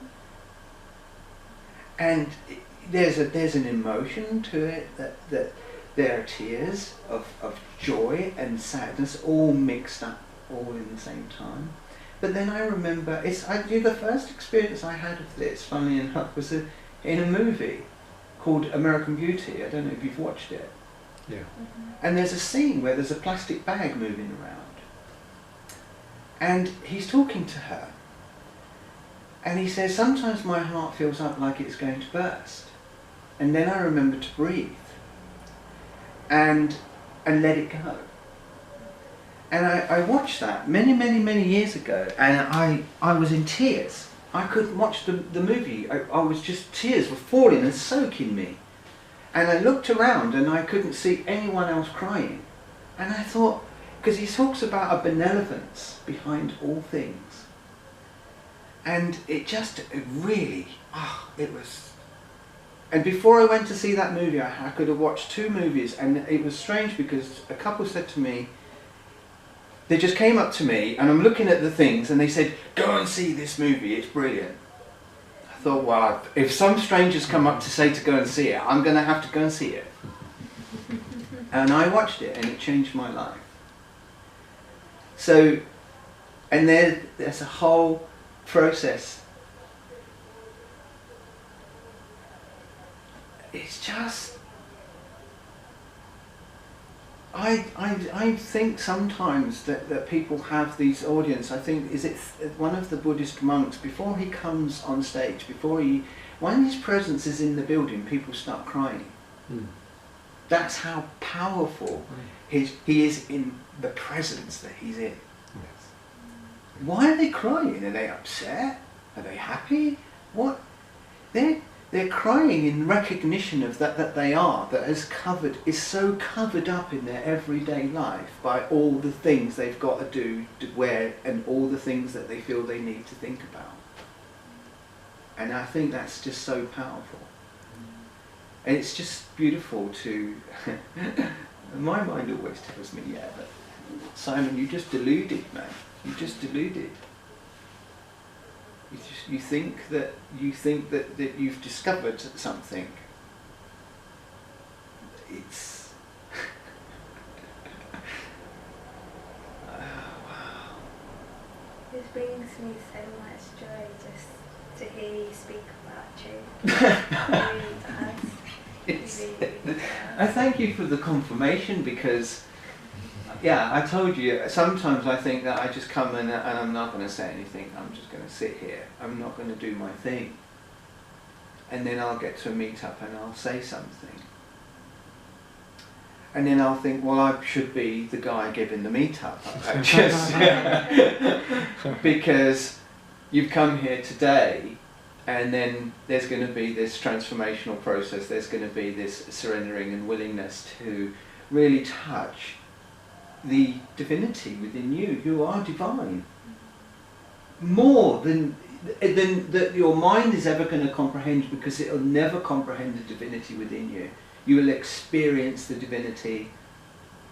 It will rush through you, and it will fill you like it does in American Beauty, your heart up. It's overwhelming. It's overwhelming. It's I mean, I'm just trying not to cry right now. I just look at things like in my daily life, especially when I see acts of love, and I'm always crying, especially since I've come back from India. Like everything Beautiful. is just like everything's just perfect, and like I can't describe it. Yeah, That's right. Yeah, can't. So you just go out and be just it. like, yeah, from what even when you're speaking, just like even being in this room, just I can't describe it. Oh, that's but fantastic. it's just the presence of I don't know how to describe it.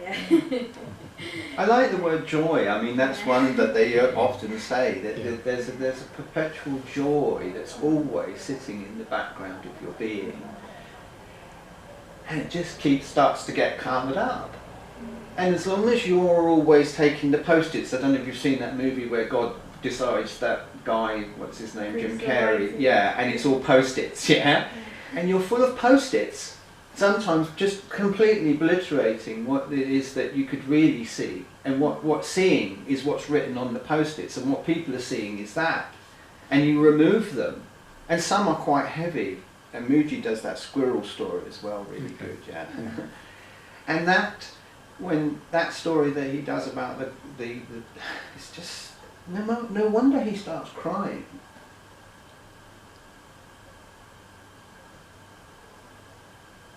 Because it's always ever present there. It's just covered up by all the things that you think you have control of. There's nothing. There's no controlling anything. There's the belief that there's something being controlled. When this guy said to me at meet-up, "There's no doer," I was like, "No, I'm not having that." When I just let go of the idea that my mind needed to understand a thing, or know a thing, or believe in a thing, and I just thought, well, why not just let it go? I won't believe in that or that book, or I've read so many of those books. Let's just go to boom, zero. I'm completely empty now. So what's showing up? Trying to argue with it? Who? What needs to argue? Nothing needs to argue with this. It's presence. Do I need to know anymore? Do I need to be anymore? Do I need my situation to be better? No. Here. And now, in this moment, I'm listening to somebody. At that time I was listening to somebody, and I dropped everything. And I heard. For the first time in my life, I was really listening. Because there wasn't something that was listening. And that, wow. There's not, oh well, he's too convoluted, oh he's not saying it right, oh he could do better than this, oh he's, you know, none of that. Just this, here's an angel in front of me. Here's somebody who's willing to put a meet-up up and talk to people. Here's something that's going on in this meet-up that is of value to people. People keep coming up. And it didn't break, and my glasses flew off. And I was talking to my girlfriend then, at the time I had this girlfriend, and I picked it up. And this guy rode off on a bike with another group of guys, and I could see they were obviously waiting for somebody to try. I saw it almost as if he was a seagull, and he was trying to, you know, catch a piece of food and then fly off with it, yeah? And I didn't really take it, badly at all. I just thought, well, that's what showed up. Glasses didn't break, phone didn't break, but there they were. Maybe I should get an earpiece, and that would be better than walking around with the phone, which I've heard is not always a good idea.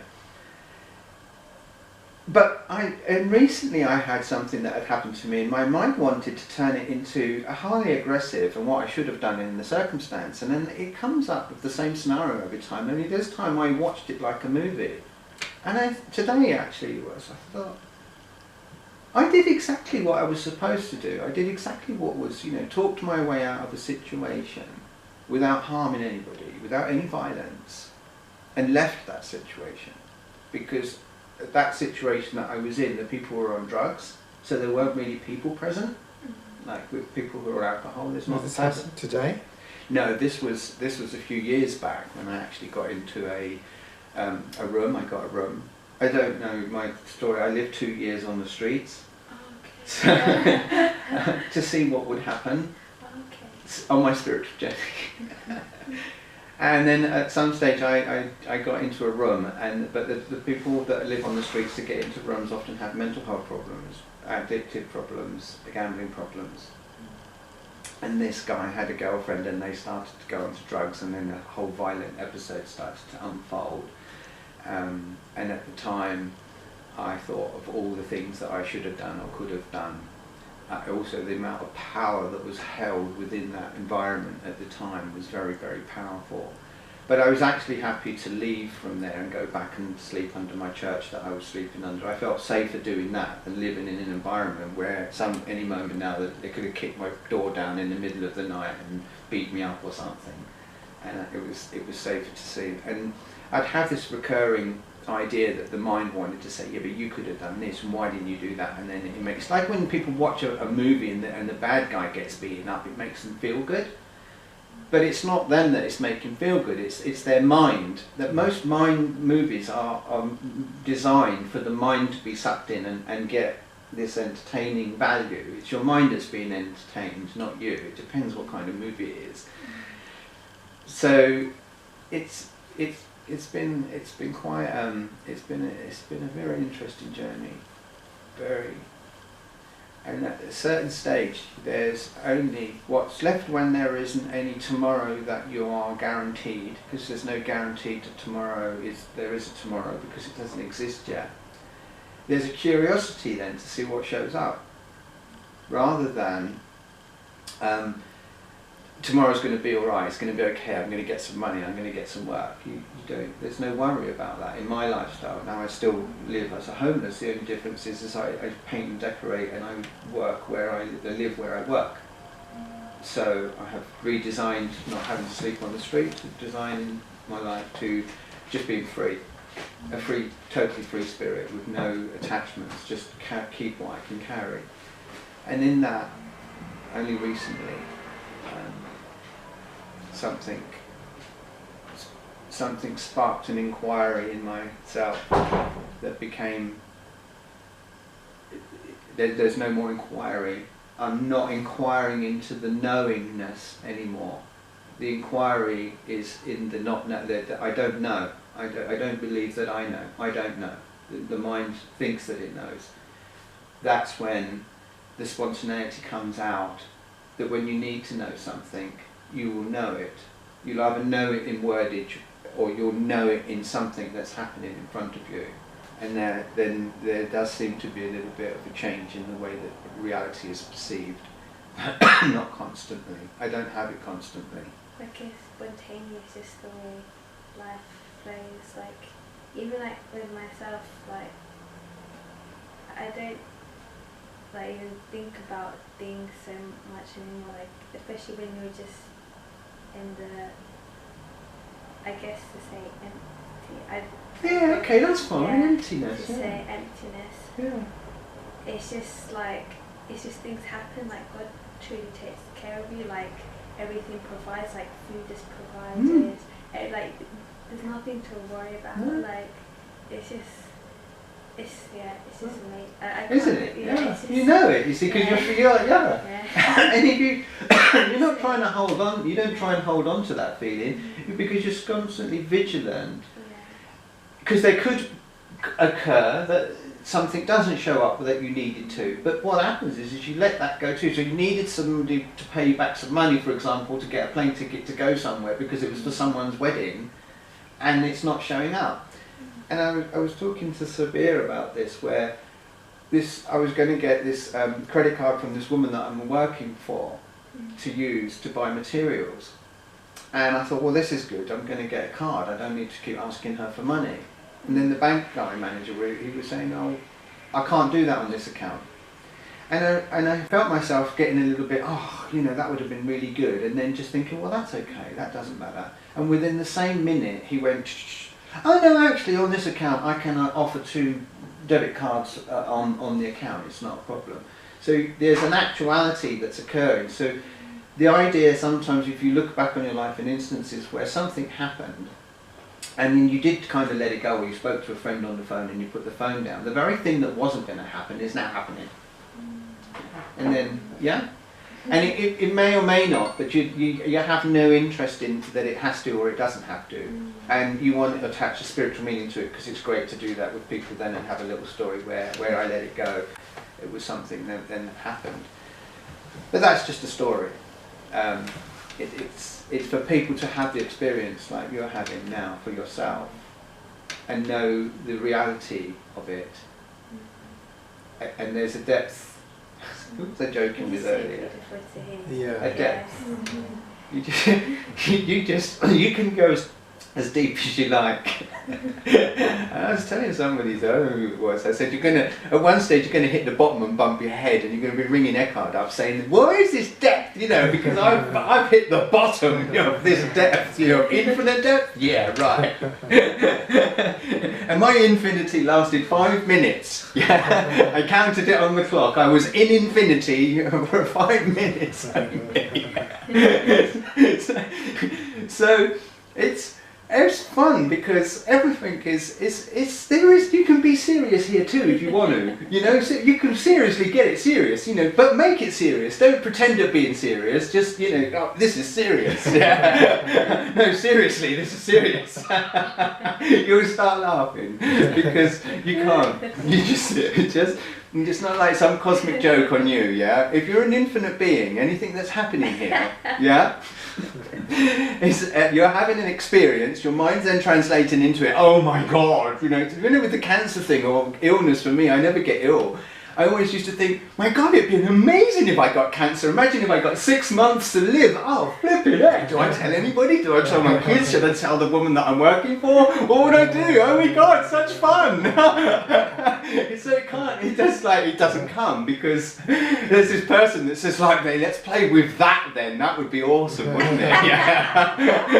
You know, let's lose a leg somewhere along the way and you wake up in the hospital. Sorry, sir. My leg's gone? Oh my God, that's amazing.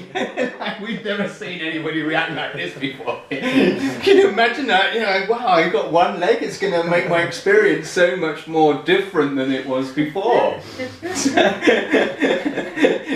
And something, you know, your bag gets stolen, and the first thing is, oh my God, and then I get this buzz, I get this immense, and then I think to my God, oh my God, the universe has stolen my bag, not someone has stolen my bag. This is going to be really interesting now. It's got my money in it, it's got my phone in it, it's going up. And then all of a sudden I turn around and it's there or something, and I thought, oh damn, I could have lost it. It didn't happen. Constant playing with the reality, you know. Yeah, people show up and it's all, wow, you know, look at that guy, looked at me really mean, you know. I was sitting at McDonald's sometimes and I'll think, why is it there's a whole McDonald's in the morning to sit in, why are they all coming and sitting near me? It's why I wanted to be on my own. And I'm irritated.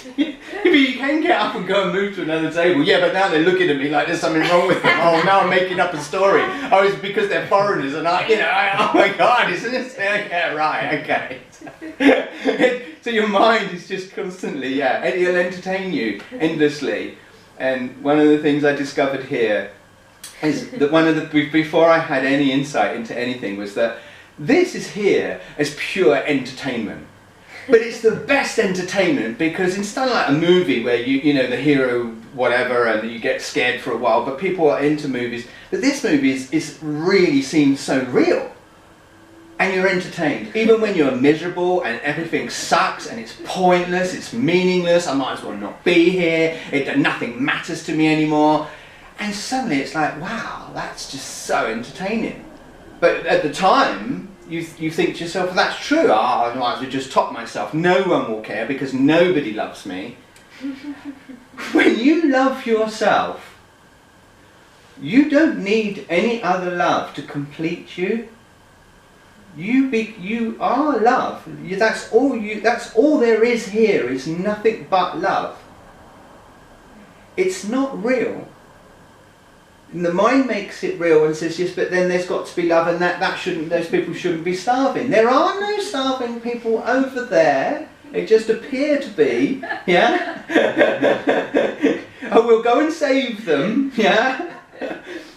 And so they're having that experience, yeah? From an eternal being that they are, they're eternal beings themselves, and in form they grow, they either get watered, they get nourished, or they don't, and then they just form back into the formless again. And that's it's just breathing. You have been breathed here.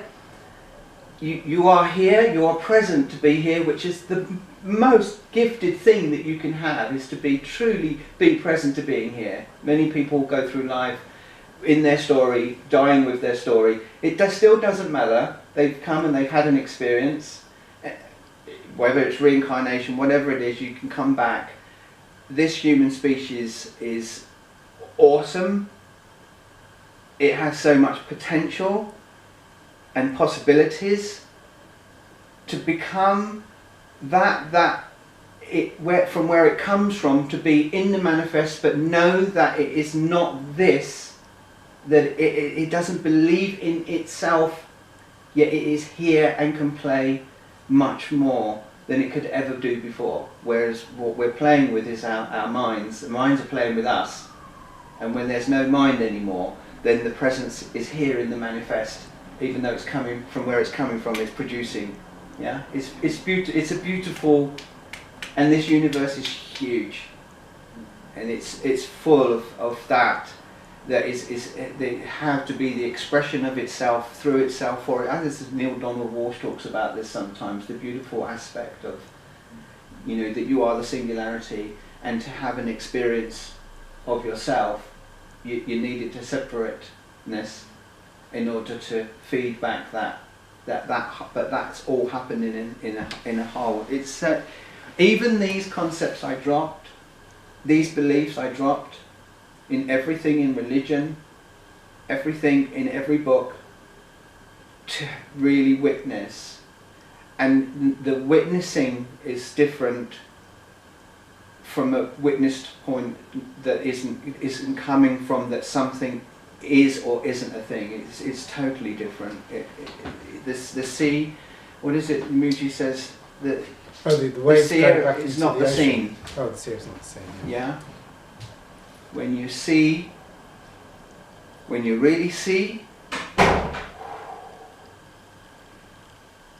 when you really feel it, you're not trying to get anywhere, you're not trying to do anything, you're not trying to change anything, and you show up, and you just, wow. It just is. Just want to take the beat and shout on them, just be on the other platform and say to all those people going to work, when you're on a freedom day today with me, yes. Have you ever done anything spontaneous in your life before? Just all play truant from work, let's all go down the park.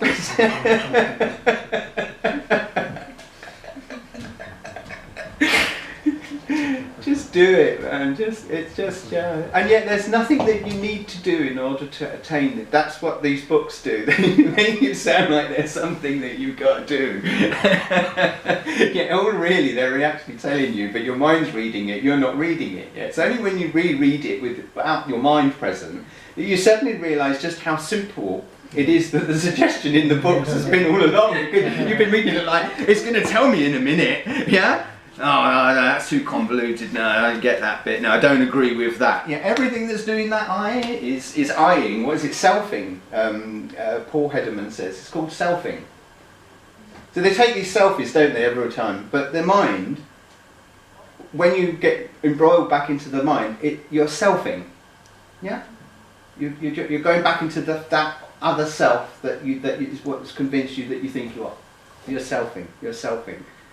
When you pull yourself back out of the selfing, suddenly what's around you wasn't, and it's funny because what's around you isn't the same as it was before, but in the selfing, then there's opinion and there's a judgment on the person or the thing or whatever it is. The car's broke down, whatever, I don't know. It could be a million trillion things. The universe is just so seamless. Can you see? Have you ever seen the seams? This what seems, and then you think, it's seamless, look, it's seamless. It's just, it's there, isn't it? It's there, it's happening, it's... Really?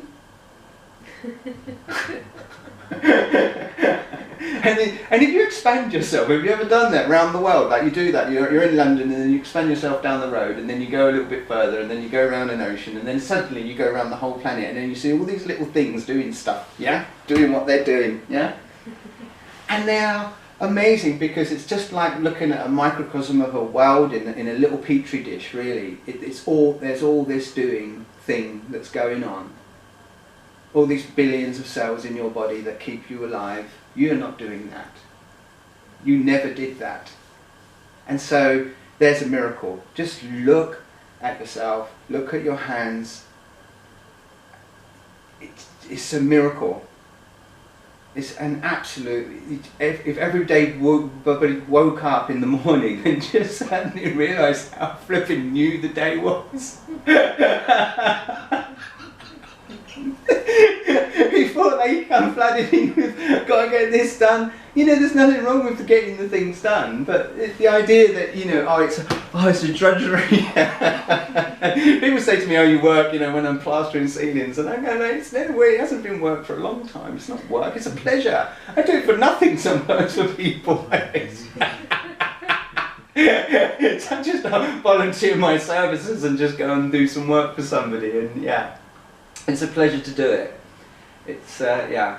If they don't have money, if they have money, if they, you know, if they're rich and they have less money than the poorer people, obviously the richer people, because they're less inclined to give it away, so they're more inclined to have you come and do the work for nothing, you know, because now I've got something for nothing and that's more precious, you know.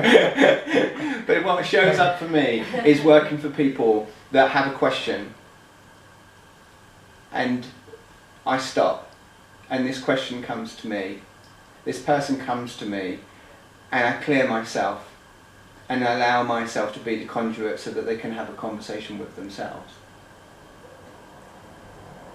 Because that's where your answers are. They aren't anywhere outside of you.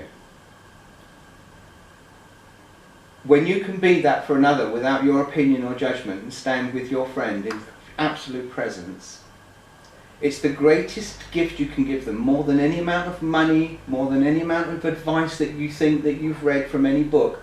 Just stand present to them and let your heart, let your whole soul and being be that for them, because there isn't really an us and them there at all. And that's so powerful. And they become, you see a transformation, or if you do or you don't, it's irrelevant. What you say little or you say more, there's no you saying anymore. Whereas this, like, I can't write. I will never write a book. I will have a book written through me, but I won't be writing that book. And it's just, that's the most beautiful thing, to be able to put a pen down and have it come through you with your style, in your way. You're unique. You're an individual. Even in the supremeness, you're still an individual, but not with mind. Mind won't be taken to heaven, because there will be hell in heaven if mind goes there. And being